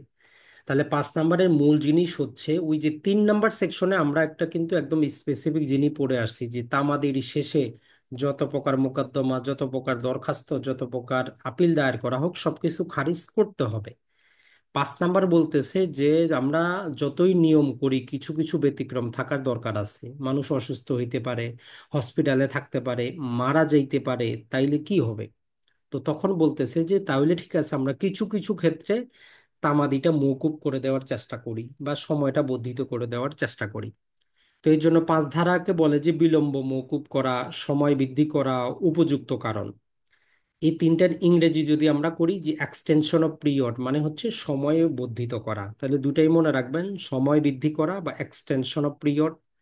উপযুক্ত কারণ বা সাফিসিয়েন্ট কজ, ইংরেজিটা সহ মনে রাখবেন, যে আপনার না আসার পিছনে একটা উপযুক্ত কারণ ছিল। আরেকটা হচ্ছে আমাদের কন্ডোনেশন অফ ডিলে, মানে হচ্ছে কি বিলম্ব মওকুফ। তাহলে 3টা বাংলার নাম, 3টা ইংরেজি নাম, এই 6টাই আপনি প্র্যাকটিস করেন, বারবার স্মরণ করার চেষ্টা করবেন। তো এখানে মূল কথা যেটা বলে আমাদের, আমরা 3 ধারায় যেখানে বলছি খারিজ হয়ে যাবে, 5 ধারা আসে বলতেছে মূল কথাটাকে আমরা বলি, তারপরে স্পেসিফিকে যাব, যে দুইটা জিনিস ছাড়া, দেওয়ানি মূল মোকদ্দমা এবং ডিক্রি জারির আবেদন, এই দুই জিনিস ছাড়া বিচারকীয় অঙ্গনে যত প্রকার দরখাস্ত, যত প্রকার appeal, review, revision, leave to appeal, যাই কিছু আছে আদালতের প্রাঙ্গণে, সকল কিছুতে যদি আপনি উপযুক্ত কারণ দেখাইতে পারেন, আর বিচারক যদি সেই কারণে সন্তুষ্ট হয়, তাহলে উনি সময়টা বাড়িয়ে দিতে পারবেন। তবে দুইটা ক্ষেত্রে উনি পারবেন না, মানে 3 ধারার বাধ্যবাধকতাটা 5 ধারায় একদম ক্লিয়ার করা হয়েছে। যে 3 ধারায় যে আমরা বললাম বিচারক কি করতে পারবে না, পালন করতে বাধ্য, সময় বাড়াইতে পারবে না, ওইটা শুধুমাত্র দেওয়ানি মূল মোকদ্দমা এবং ডিক্রি জারির আবেদনের ক্ষেত্রে 100-এ 100 পালন করতে হবে। অন্যান্য ক্ষেত্রে বিচারক যদি আপনার উপযুক্ত কারণ শুনে সন্তুষ্ট হন, তাইলে সময়টা বাড়িয়ে দিতে পারেন। তাহলে আমরা আরেকটা এমসিকিউর জন্য কি পড়বো, দেওয়ানি মূল মামলায় কোনো ক্রমেই সময় বাড়ানো যাবে না, বিচারক কোনো কি করতে পারবে না। কেন করতে পারবে না, এটাকে মনে রাখেন, যখন আমরা শিডিউল পড়ব, একটা দেওয়ানি মামলা করার জন্য আপনি যদি দেখেন, মোটামুটি দেওয়ানি শিডিউলে 3 মাস থেকে শুরু করে 60 বছর পর্যন্ত সময় দেওয়া আছে। এখন যে ব্যক্তি 60 বছরে আসে নাই তারে আর সময় বাড়ায় দেওয়া লাভ কি? যে 30 বছরে আসে নাই, 20 বছরে আসে নাই, 6 বছরে আসে নাই, 3 বছরে আসে নাই, তারে তো সময় বাড়িয়ে দেওয়ার কোনো দরকার নাই। কারণ দেওয়ানি মূল মোকদ্দমা কোনগুলা, এখন অনেকেই প্রশ্ন করেন তখন যে ভাই কোনটা দেওয়ানি মূল মামলা। আমরা যখন শিডিউল পড়ব 1 থেকে নিয়ে 149-এর মধ্যে 149 রকম বিভিন্ন মোকদ্দমা দেওয়া আছে। ওইগুলাই হচ্ছে আমাদের দেওয়ানি মামলা। যেমন টাকা পয়সার মামলা, জমি দখল উদ্ধার মামলা, মোহরানা আদায়ের মামলা, দলিল সংশোধনের মামলা, এই সমস্ত মামলাই হচ্ছে দেওয়ানি মূল মামলা। তাহলে দেওয়ানি মূল মামলা এবং ডিক্রি জারির যে দরখাস্ত, এই দুইটা ছাড়া যত প্রকার দরখাস্ত, আপিল, লিভ টু আপিল আছে, সমস্ত ক্ষেত্রে যদি আপনি এর উপযুক্ত কারণ দেখাইতে পারেন আর ওই কারণে বিচারক সন্তুষ্ট হয়, তবে সময়টা বর্ধিত হইতে পারে। তাহলে মনে রাখবেন এই দুইটা জিনিস, দেওয়ানি মূল মোকদ্দমা এবং ডিক্রি জারি, এই দুইটা ক্ষেত্রে 5 ধারায় সময় বর্ধিত করা যাবে না। তাহলে যাবে কোন কোন ক্ষেত্রে? এখন বলতেছে যদি আপিল হয়, যদি রিভিশন হয়, যদি রিভিউ হয়, যদি লিভ টু আপিল হয়। এখন অনেকেই লিভ টু আপিলটা বুঝেন না। লিভ টু আপিল মানেটা হচ্ছে আপিলটা উচ্চ আদালত শোনার জন্য, শোনার আগে একটা দরখাস্ত দেওয়া লাগে যে আমি আপিলটা উচ্চ আদালতে শুনাইতে চাই। ওই যে আপিলটা শুনবে কি শুনবে না, আপিলের বিষয়বস্তুটা পরে আপিলটা গ্রহণযোগ্য হবে কি হবে না, ওইটারে বলে যে লিভ টু আপিল, মানে আপিলটা শোনার জন্য একটা দরখাস্ত। আর বলতেছে যে অন্যান্য দরখাস্ত। তাহলে appeal, review, revision, leave to appeal এবং অন্যান্য দরখাস্ত, এই সমস্ত জিনিস তামাদির পরেও যদি আপনি সাবমিট করেন, আদালত চাইলেই শুনতে পারে যদি আপনি উপযুক্ত কারণ আদালতকে দেখাইতে পারেন। এবং আদালত আপনার ওই উপযুক্ত কারণে যদি সন্তুষ্ট হয়, তাহলে তামাদির পরেও আদালত চাইলে সেটা গ্রহণ করতে পারে। যেমন ধরেন যে বর্তমানে বাংলাদেশে যে আমাদের, আপনি আইনগুলো যখন পড়বেন বাস্তবতার সাথে মিলাবেন, তাহলে একদম 100% আপনার মনে থাকবে। যেমন ধরেন যে আমাদের এই যে বঙ্গবন্ধু হত্যা মামলাটার যে তামাদি প্রায় অনেক বছর পর মামলা দায়ের করা হয়েছে, তো প্রথমেই আগে তারা কি করছে, কারণটা দেখাইছে যে কেন এত বছর পরে আমরা আসলাম। এরপরে এই যে তারেক রহমান, খালেদা জিয়া, তারেক রহমানের স্ত্রীর বিরুদ্ধেও কি করা হয়েছে যে অর্থ পাচার এবং সম্পত্তির গোপন রাখার জন্য তার 3 বছরের শাস্তি হয়েছে। এখন সে কিন্তু অনেক বছর আসে নাই, প্রায় মোটামুটি 2 বছর পরে আসে। আদালতে এই 2 বছর কেন আসতে পারে নাই তার কারণটা সে আদালত আগে সাবমিট করছে যে আমি আপিল দায়ের করতে চাই। অলরেডি কিন্তু 2 বছর হয়ে গেছে। আপিল করা যায় মাত্র 30 দিন, 60 দিন, 90 দিনে। এখন 2 বছর পরে আসে সে আপিল করবে ওই সাজার বিরুদ্ধে। তো আগে তারে কারণটা দেখাইতে হয়েছে যে আমি এই কারণে কেন আমি দেশে আসতে পারিনি, সরকারের এরকম ছিল, এটা ছিল, সেটা ছিল। তার মানে আপনার উপযুক্ত কারণটা আদালতের কাছে গ্রহণযোগ্য হইতে হবে। এইটা যদি হয়, তাইলে আপিল হোক, রিভিশন হোক, রিভিউ হোক, লিভ টু আপিল হোক বা যে কোনো দরখাস্ত হোক, এগুলার যেই সময়টা চলে গেছে আদালত বলবে যে ঠিক আছে আপনি অ্যাপ্লিকেশন নিয়ে আসেন, আপনার অ্যাপ্লিকেশন আমরা শুনবো। তবে দেওয়ানি মূল মামলা এবং ডিক্রি জারিতে আদালত এই ক্ষমতা প্রয়োগ করতে পারবে না। এখন আমাদের আইনের মধ্যে ব্যাখ্যার মধ্যে বলতেছে যে উপযুক্ত কারণ কোনগুলা। আইনের মধ্যে তেমন কিছু বলা নাই, শুধু বলা হচ্ছে যদি হাইকোর্টের কোনো আদেশ, কোনো জাজমেন্ট অথবা কোনো প্র্যাকটিসে আপনি ভুল বুঝেন, তামাদি হিসাব করতে যদি আপনার ভুল হয় যে তামাদিটা কিভাবে হিসাব করব, তবে উচ্চ আদালতের বিভিন্ন নজির থেকে আমরা যতটুকু পাই, যেমন ধরেন যে কোনো ব্যক্তি মারা গেল, মৃত্যু একটা উপযুক্ত কারণ। কোনো ব্যক্তি অসুস্থ হয়ে গেল, এটা একটা উপযুক্ত কারণ। কোনো ব্যক্তি দুর্ঘটনাগ্রস্ত হইলো বা অ্যাক্সিডেন্ট করলো, সড়ক দুর্ঘটনা হইলো, এটা একটা উপযুক্ত কারণ হইতে পারে। এটা ছাড়া আইনজীবীর ভুল একটা উপযুক্ত কারণ হইতে পারে। তবে যেগুলা মনে রাখার বেস্ট টেকনিক্সটা হচ্ছে আপনার কারণটা যাতে দুঃখের সাথে সংশ্লিষ্ট হয়। আমাদের জীবনে সুখ থাকে, দুঃখ থাকে। আপনার সুখের কারণ কোনগুলা, যেমন আপনার বিয়ে হইছে, আপনার ছেলে হইছে, ছেলের জন্মদিন, আপনার ভাইয়ের বিবাহ, এগুলো উপযুক্ত কারণ না। দুঃখের কারণ কোনগুলা, আপনার মা মারা গেছে, বাবা মারা গেছে, আপনি অসুস্থ হইছেন, আপনি হসপিটালাইজ হইছেন, আপনি জেলে চলে গেছেন, মানে আপনার দুঃখের জীবনটা হচ্ছে উপযুক্ত কারণ, সুখের জীবন কারণ না। এই ধারণাটা মাথায় রাখবেন। তাইলে অপশনটা যদি আপনার স্পেসিফিক মনে নাও থাকে, ওই দুঃখের কারণের সাথে মিলাইলে দেখবেন যে উপযুক্ত কারণ হয়ে গেছে। তাহলে উপযুক্ত কারণ আমাদের জীবনে যেগুলো দুঃখের কারণ হয়, সেটাই আদালতের কাছে উপযুক্ত কারণ। আপনার কথাবার্তা শোনার পর যদি আদালত মনে করে যে হ্যাঁ ঠিক আছে, আপনি অসুস্থ ছিলেন, আপনি কোন হসপিটালে ছিলেন তার সার্টিফিকেট দেখাইলেন, আদালত বললো ঠিক আছে, তাইলে মকুব হবে।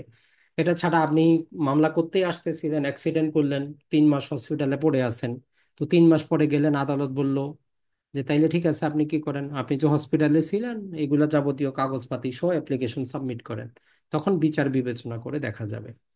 তাহলে আমরা 3 ধারায় পড়ছি, একদম যত কিছু আছে সবকিছুই খারিজ হয়ে যাবে, কোনো অপশন নাই বর্ধিত করা। কিন্তু 5 ধারা বলতেছে যে কিছু কিছু ক্ষেত্রে সময়টা আমরা বাড়িয়ে দিতে পারবো।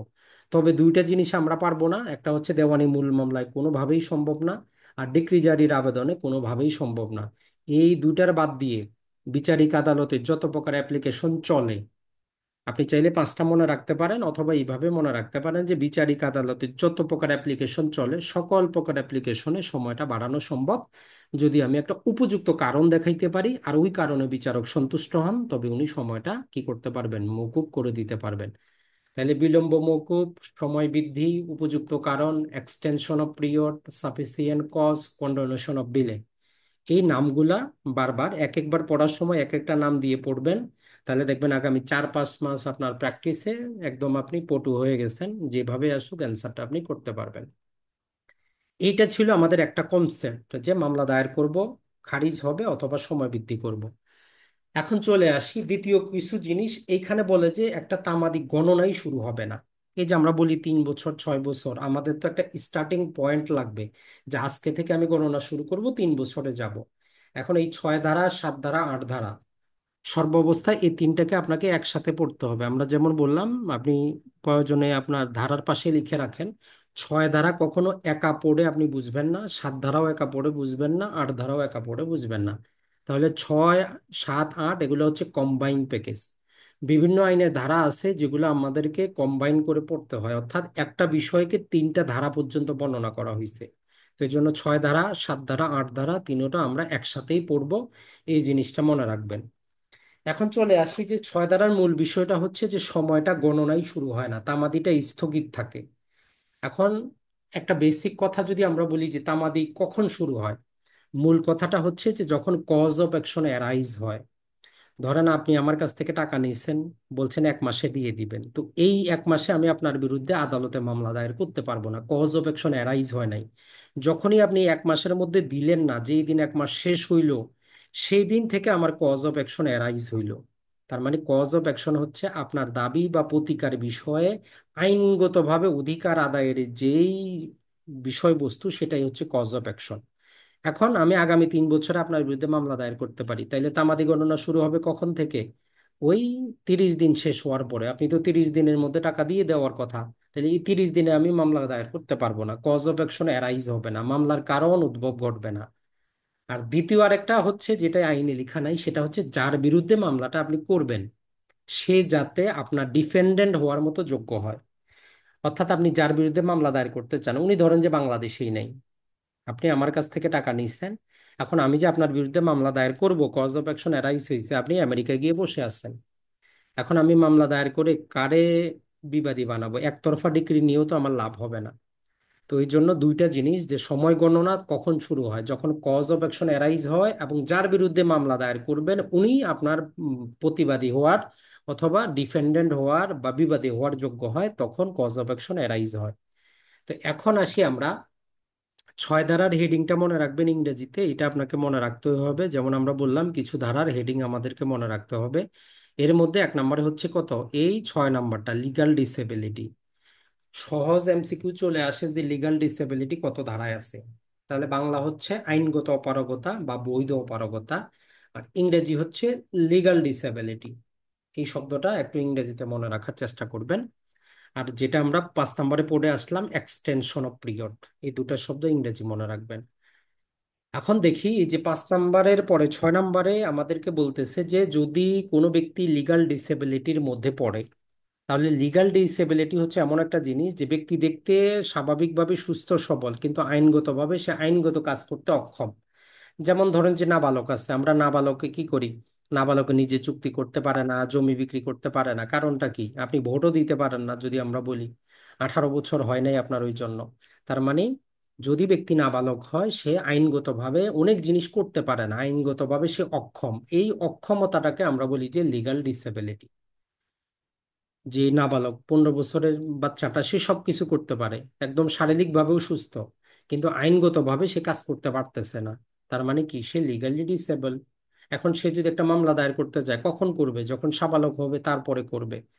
তো এরকম বলতেছে, যদি আপনি কোনো দেওয়ানি মোকদ্দমা বা সুট দায়ের করতে, অথবা কোনো প্রসিডিং বা কার্যধারা অথবা ডিক্রি জারির অ্যাপ্লিকেশন, এই তিনটা ক্ষেত্রে যখন আপনি যাচ্ছেন, তখন বলতেছে যে তামাদি গণনা শুরু হবার সময়, যখন থেকে আমরা তামাদি গণনা শুরু করব, ধরেন যে আজকে থেকে শুরু হবে, আর দেখা গেল ব্যক্তি নাবালক, ব্যক্তি পাগল, ব্যক্তি জড়বুদ্ধি সম্পন্ন। এখন তাইলে মাইনর বা নাবালক, ইংরেজি শব্দটা মনে রাখবেন, 18 বছরের কম বয়স্ক সবাইকে বাংলাদেশে নাবালক হিসাবে কি করা হয়, গণ্য করা হয়।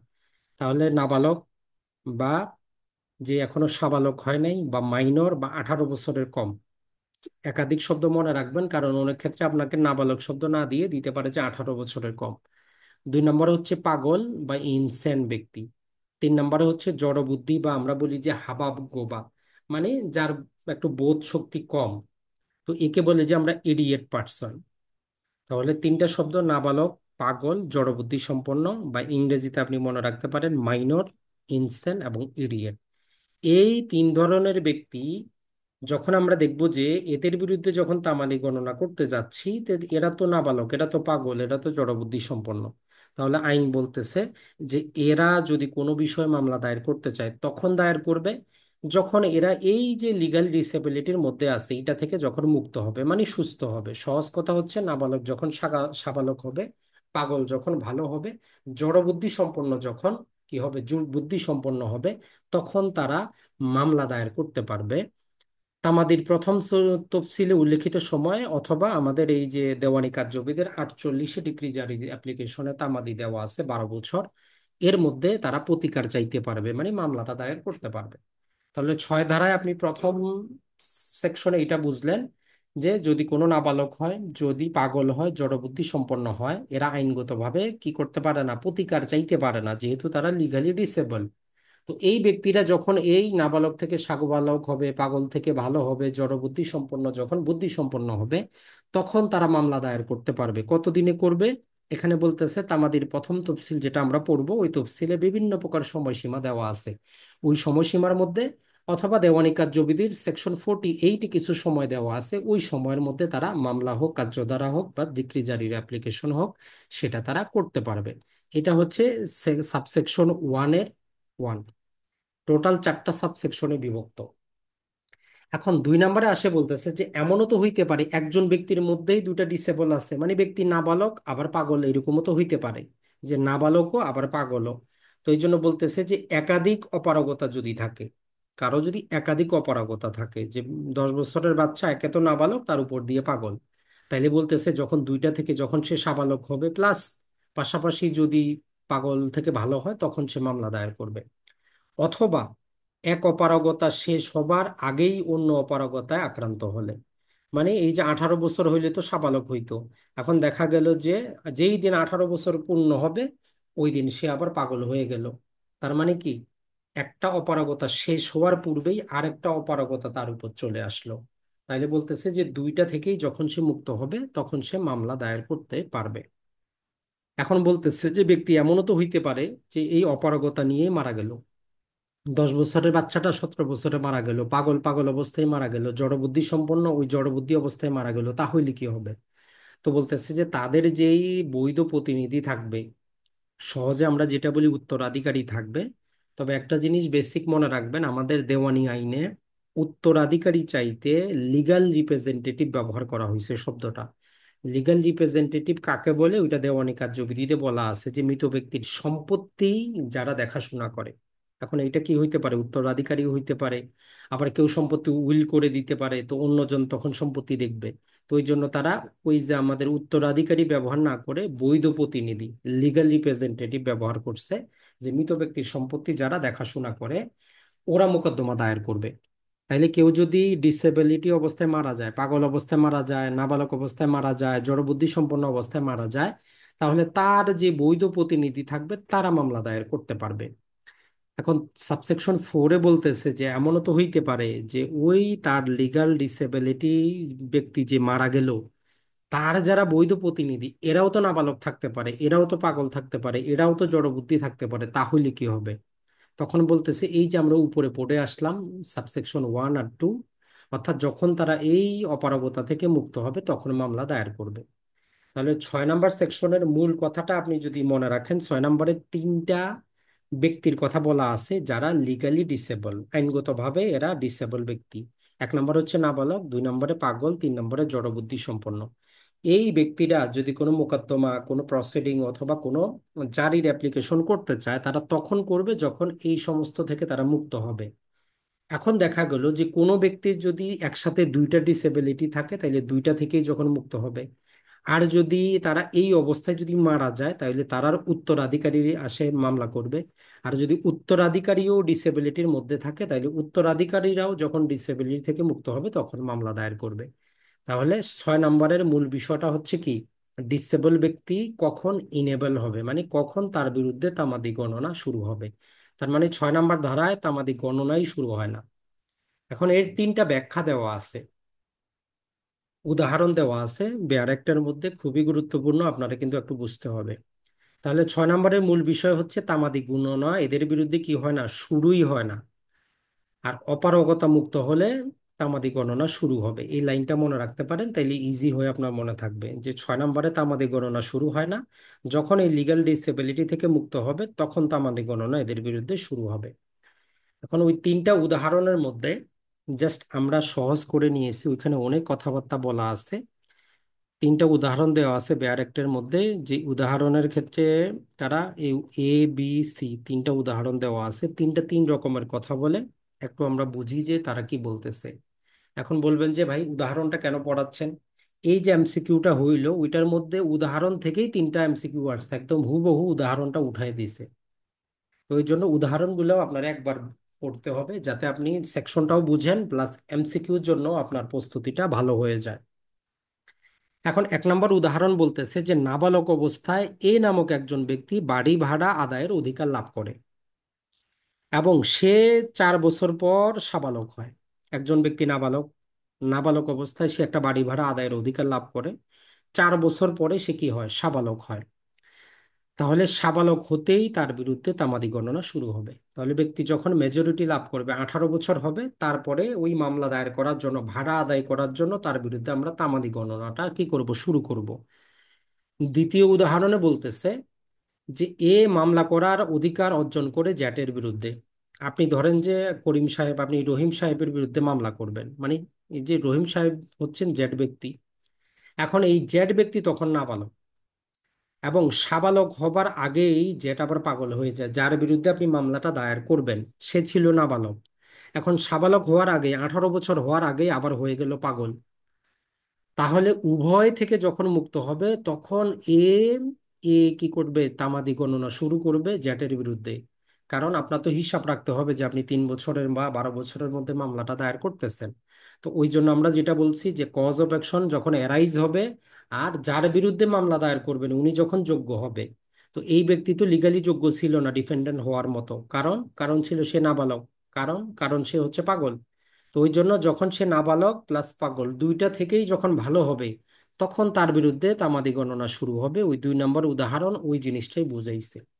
3 নম্বর উদাহরণ যেটা বুঝাইছে, যেটা আমরা বলবো, সেটা হচ্ছে যে এক্স নাবালক অবস্থায় মামলা করার অধিকার পায় এবং সে অবস্থায় সে মারা যায়।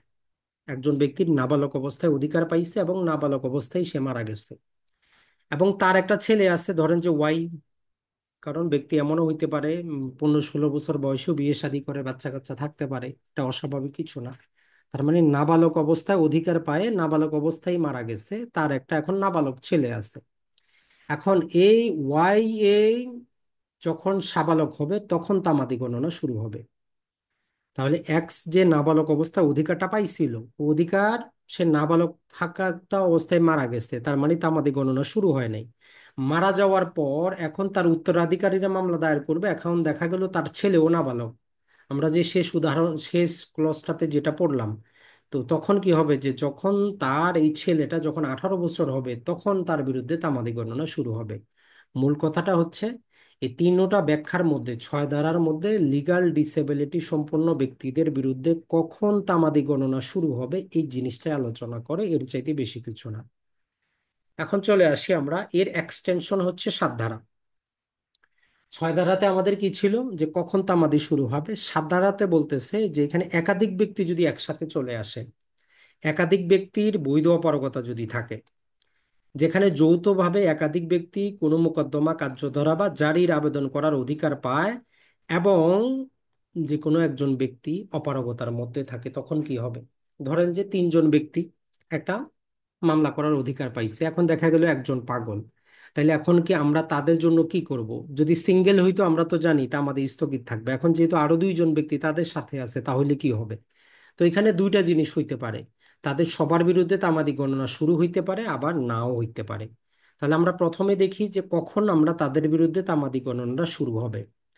বলতেছে যে অপারগতার মধ্যে থাকা ব্যক্তির সম্মতি ছাড়াই যদি কোনো দায় বা অব্যাহতি দেওয়া যায়, তাহলে সবার বিরুদ্ধে তামাদি গণনা শুরু হবে। মানে হচ্ছে যে ধরেন যে ABCD তিনজন ব্যক্তি, উদাহরণ দেওয়া আছে, আমরা যদি এখানে দেখি যে এ ব্যক্তি কি করছে, একটা ফার্ম থেকে সে ঋণ নিছে কিছু, ওই ফার্মের BCD তিনজন হচ্ছে কি অংশীদার, পার্টনার। একটা ফার্মের তিনজন মালিক, B, C এবং D। এই ফার্ম থেকে নামক ব্যক্তি কি করছে, টাকা পয়সা ঋণ নিছে, ঋণ নেওয়ার পরে আর দিচ্ছে না। এখন এই ফার্মটা তাদের বিরুদ্ধে মামলা দায়ের করতে পারবে এর বিরুদ্ধে। এখন কথা হচ্ছে, এই অংশীদারদের মধ্যে B হচ্ছে পাগল, C হচ্ছে নাবালক। তিনজন পার্টনার, দুইজন, একজন হচ্ছে নাবালক, একজন হচ্ছে কি পাগল। এখন ডিজ নামক আরেকজন যে সুস্থ ব্যক্তি আছে, উনি কি করতে পারেন, বি এবং সি এর সম্মতি ছাড়াই যদি ওই ঋণটা ডিসচার্জ করতে পারেন, ওই ব্যক্তিকে অব্যাহতি দিতে পারেন, তাইলে আমরা ধরে নিব কি হচ্ছে, সবার জন্য তামাদি গণনা চলবে। যদিও একজন নাবালক একজন পাগল, তাতে কিছু আসে যায় না, যেহেতু একজন সুস্থ আছে আর ওনার কাছে ক্ষমতা আছে বাকিদের পক্ষে কাজ করার। তাহলে মূল জিনিসটা হচ্ছে আমরা এই জিনিসটা বুঝবো, যদি একাধিক ব্যক্তি ডিসেবিলিটির মধ্যে থাকে এবং তারা কোনো মামলা করার অধিকার পায়, তখন আমরা দেখব যে ওই ব্যক্তিদের মধ্যে কোনো ব্যক্তি সুস্থ আছে কিনা, লিগ্যাল ডিসেবিলিটির বাইরে আছে কিনা। যদি কোনো ব্যক্তি লিগ্যাল ডিসেবিলিটির বাইরে থাকে, প্লাস যারা লিগ্যাল ডিসেবিলিটির মধ্যে আছে এদের পক্ষে, এদের সম্মতি ছাড়াই কোনো প্রকার দায়িত্ব পালন করতে পারে, যদি কোনো প্রকার ঋণ বা কোনো কিছু ডিসচার্জ করতে পারে, এই ক্ষমতা যদি থাকে, তাহলে সবার জন্য তামাদি গণনা চলবে।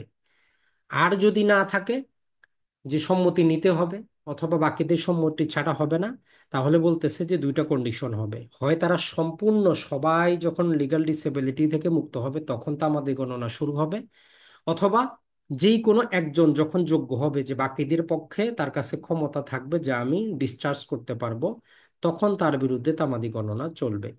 তাহলে 7 নম্বরের মূল জিনিসটা আরেকটু বুঝেন, এক্ষেত্রে একাধিক ব্যক্তি থাকবে। এখন একাধিক ব্যক্তিদের মধ্যে যদি কেউ লিগ্যাল ডিসেবিলিটির মধ্যে থাকে, তাইলে আমরা কি করব, এদের সবার জন্য কি তামাদি গণনা শুরু করব না বন্ধ রাখবো? এখন দুইটা অপশন হইতে পারে, কখনো শুরু হইতে পারে, কখনো বন্ধ থাকতে পারে। বন্ধ কখন থাকবে, যদি সবাই লিগ্যাল ডিসেবিলিটির মধ্যে থাকে তাইলে বন্ধ থাকবে, অথবা একজন বা দুইজন তো ভালো আছে, যে কোনো একজন লিগ্যাল ডিসেবিলিটির মধ্যে আছে কিন্তু তার অনুমতি ছাড়া বাকিরা কাজ করতে পারবে না, তাইলে তামাদিটা স্থগিত থাকবে। আর শুধু তামাদি তখনই গণনা শুরু হবে যখন ওই লিগ্যাল ডিসেবিলিটি যিনি আছেন ওনার পক্ষে, ওনার সম্মতি বা অনুমতি ছাড়া বাকিরা যদি কাজ করার ক্ষমতা প্রাপ্ত হয় বা লিগালি যদি ডিসচার্জ দিতে পারে কোনো লাইবিলিটিকে, তাইলে আমরা ধরে নিব যে সবার জন্য তামাদি গণনা চলবে। তো এখানে দুইটা উদাহরণ দেওয়া আছে, একটা হচ্ছে যে কখন চলবে আর কখন চলবে না। যেমন 2 নম্বর উদাহরণে বলতেছে যে নামক এক ব্যক্তি, উনি কি করলেন, ঋণ দিয়েছেন একটা ফার্মকে, অনেক ক্ষেত্রে EFG, এরাও তিনজন অংশীদার।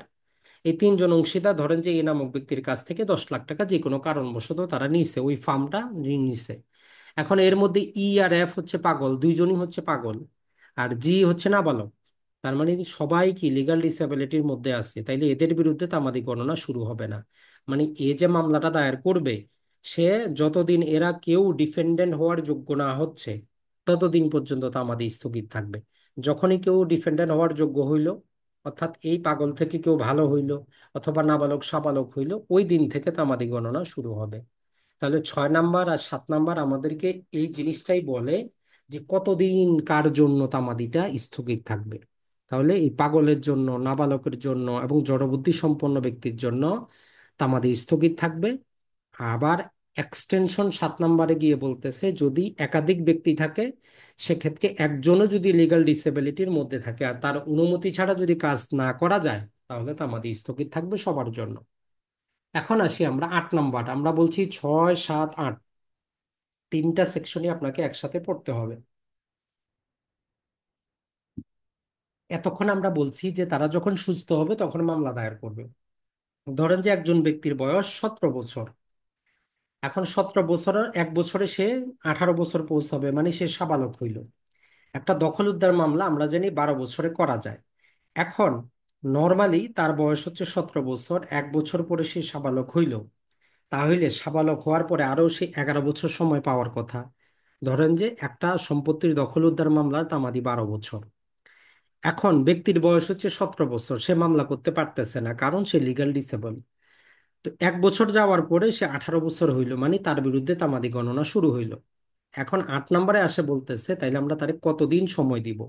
সে কি স্বাভাবিকভাবে আরো 11 বছর সময় পাবে, নাকি তার জন্য সময়টা কমবে?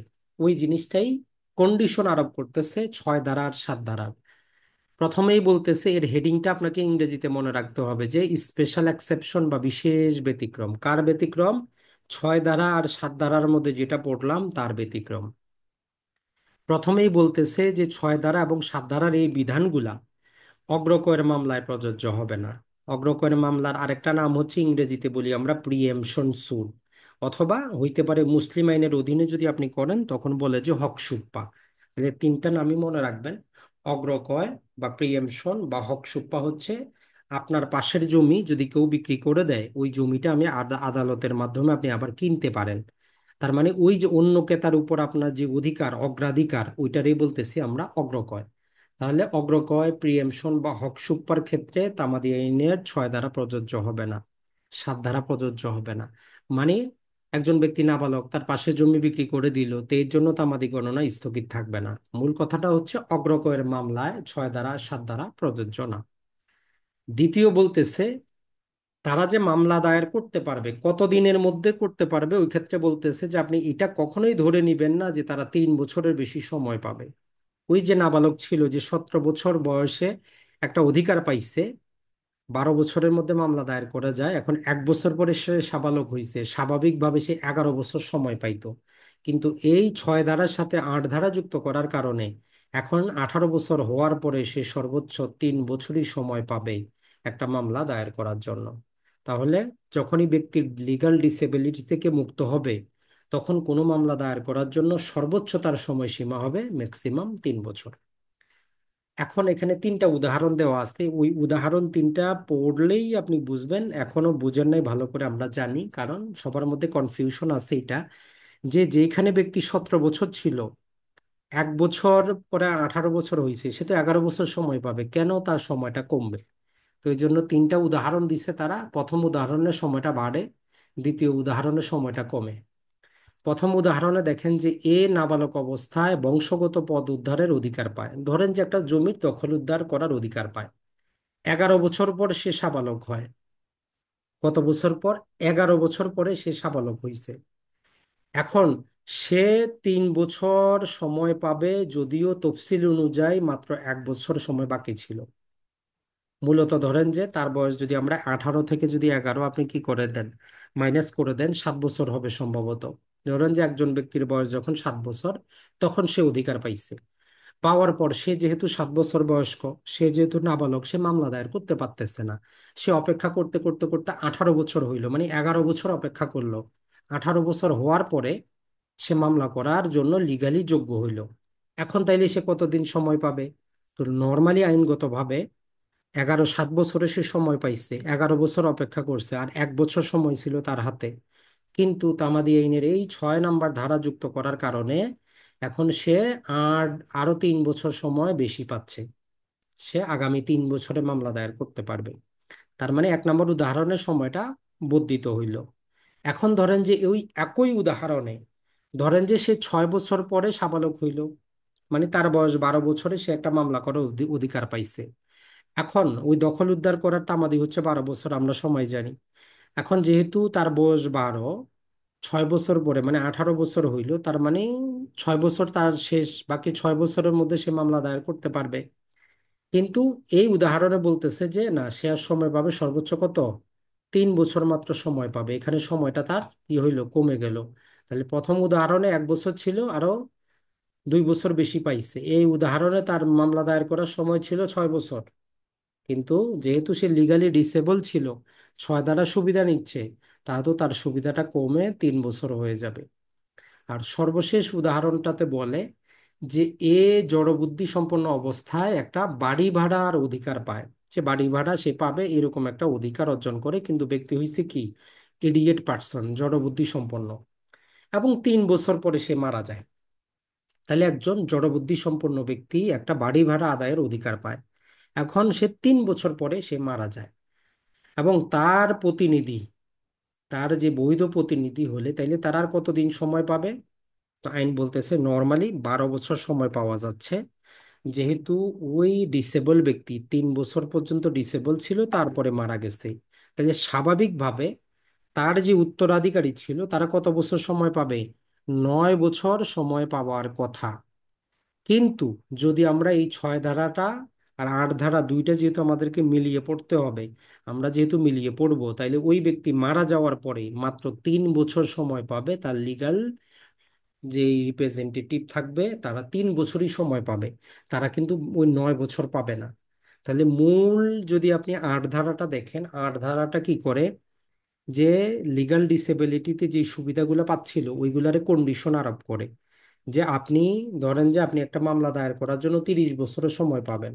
আপনি নাবালকই ছিলেন বা পাগলই ছিলেন হয়তো 50 বছর, 50 বছরের পরে সুস্থ হওয়ার পরে আপনার কি 30 বছর সময় দেওয়া যুক্তিযুক্ত হবে?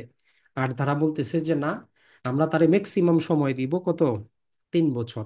3 বছরের বেশি কোনো ব্যক্তি যেই 6 ধারা বা 7 ধারা লিগাল ডিসেবিলিটির মধ্যে পড়বে, আর ওইটা থেকে যখন সে মুক্ত হবে তখন 3 বছরের বেশি তারে কোনোভাবেই সময় দেওয়া হবে না। চাই মূল মামলার তামাদি যতদিনই থাকুক, তাতে আমাদের আর দেখার বিষয় না। এখন চলে আসি মূল নম্বরটি, আমাদের অন্য একটা কনসেপ্ট। আমরা যে বারবার বলতেছি যে তামাদি যদি একবার গণনা শুরু হয় কারোর জন্য আর থামবে না। ছোটকালে আমরা পড়েছি কি, সময় আর স্রোত কারোর জন্য অপেক্ষা করে না। ওই 9 ধারাও ওইটা বলে যে একবার যখন গণনা আপনি শুরু করবেন, মানে কজ অফ অ্যাকশন অ্যারাইজ হইল, পক্ষরা যোগ্য হইল, মামলার তামাদি গণনা শুরু হইলো, এটা কারোর জন্য আর এটাকে স্থগিত করা যাবে না। চাই আপনার লিগ্যাল ডিসেবিলিটি আসুক, অথবা আসুক আপনার ইনএবিলিটি, মানে শারীরিকভাবে আপনি অক্ষম হন, দেখার বিষয় না। আপনি লিগ্যাল ডিসেবিলিটির মধ্যেও পড়লেও আপনার হবে না। এটা আগে একটু বুঝে নেই। যেমন ধরেন যে ব্যক্তি সুবিধা নিচ্ছিল 18 বছর হওয়া পর্যন্ত, সে লিগ্যাল ডিসেবিলিটির, 18 বছর পূর্ণ হইল, লিগ্যাল ডিসেবিলিটি শেষ। এখন দেখা গেল যে 1 মাস পরে সে আবার পাগল হয়ে গেল। 1 মাস পরে সে 1 মাস সময় পাইছিল, শুধু 1 মাসই বা একদিন ধরেন, যদি ব্যক্তি একদিন সুস্থ ছিল তারপরে পাগল হইছে, 9 ধারা বলতেছে যে তার জন্য আর তামাদি স্থগিত থাকবে না। কারণ একবার তামাদি গণনা শুরু হয়ে গেছে। তো ওই জন্য এটাকে আর কোনো লিগ্যাল ডিসেবিলিটি দ্বারা অথবা ইনএবিলিটি দ্বারা এটাকে আমরা আটকাইতে পারবো না। তবে এখানে একটা ব্যতিক্রম দিয়ে বলতেছে যে শুধু একজন ব্যক্তির জন্য সময়টা স্থগিত আমরা করতে পারবো, তামাদি গণনা শুরু হওয়ার পরেও তামাদি স্থগিত থাকবে। আইনের ভাষায় বলে যে দেনাদারকে যদি পাওনাদারের সম্পত্তি দেখাশোনার দায়িত্ব দেওয়া হয়, তাহলে শুধু যতদিন সে এই দেখাশোনার দায়িত্বে থাকবে ততদিনই স্থগিত থাকবে। ধরেন যে এ এবং বি দুইজন ব্যক্তি, এ এর কাছ থেকে বি কি করলো, 1 লাখ টাকা হাওলাত নিল। এ আর বি দুইজন ব্যক্তি, এ এর কাছ থেকে বি কি করলো, টাকা পয়সা হাওলাত নিল। হাওলাত নেওয়ার পর টাকা পয়সাটা দেওয়ার কথা, এখন বি কি করতেছে, টাকা পয়সাটা দিচ্ছে না। মানে এর তামাদি গণনা শুরু হয়ে গেছে 3 বছর। ধরলাম যে 1 বছর পরে এই ব্যক্তি মারা গেল, সে কিন্তু মামলা দায়ের করে নাই। জীবিত থাকলে আরো 2 বছর সময় পাইতো মামলা দায়ের করার। এখন এ ব্যক্তির সম্পত্তির দেখাশোনার দায়িত্ব আদালত কর্তৃক যে কোনো ভাবেই হোক বি এর উপর বর্তাইলো। অনেক কারণে একজন ব্যক্তির সম্পত্তি দেখাশোনা করার জন্য আদালত কর্তৃক অ্যাডমিনিস্ট্রেটর নিয়োগ করা হয়। তাহলে যার কাছে টাকা পাইতো, বি এর কাছে টাকা পাইতো, এই বিকেই এর সম্পত্তি দেখাশোনা করার দায়িত্ব দিয়ে দিছে আদালত। এখন এটা স্বাভাবিকভাবেই, যেহেতু বি নিজে দায়িত্ব পাইছে, সে কি এটা স্বীকার করবে, না মামলা দায়ের করবে, না বলবে যে এ আমার কাছে টাকা পয়সা পায়? তো ওই জন্য বলতেছে যে যতদিন এর সম্পত্তির দেখাশোনা বি করবে ততদিন তার বিরুদ্ধে তামাদিটা স্থগিত থাকবে।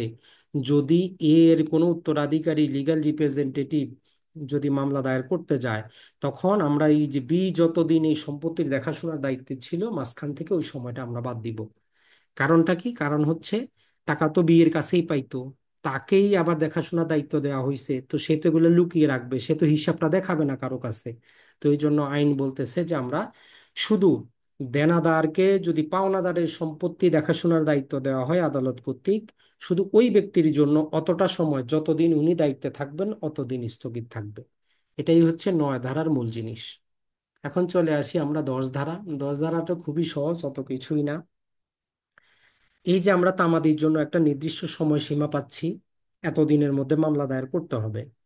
10 ধারা বলে, যদি এক্সপ্রেস ট্রাস্টি হয়, প্রকাশ্য যদি কেউ জিম্মাদার হয়, মানে আমাদের যে ট্রাস্ট গুলা আছে, এখন ধরেন যে মুসলিম ব্যক্তির কি আছে, আমরা মুসলমানরা ওয়াকফ করি সম্পত্তি, হিন্দুরা দেবত্তর করে।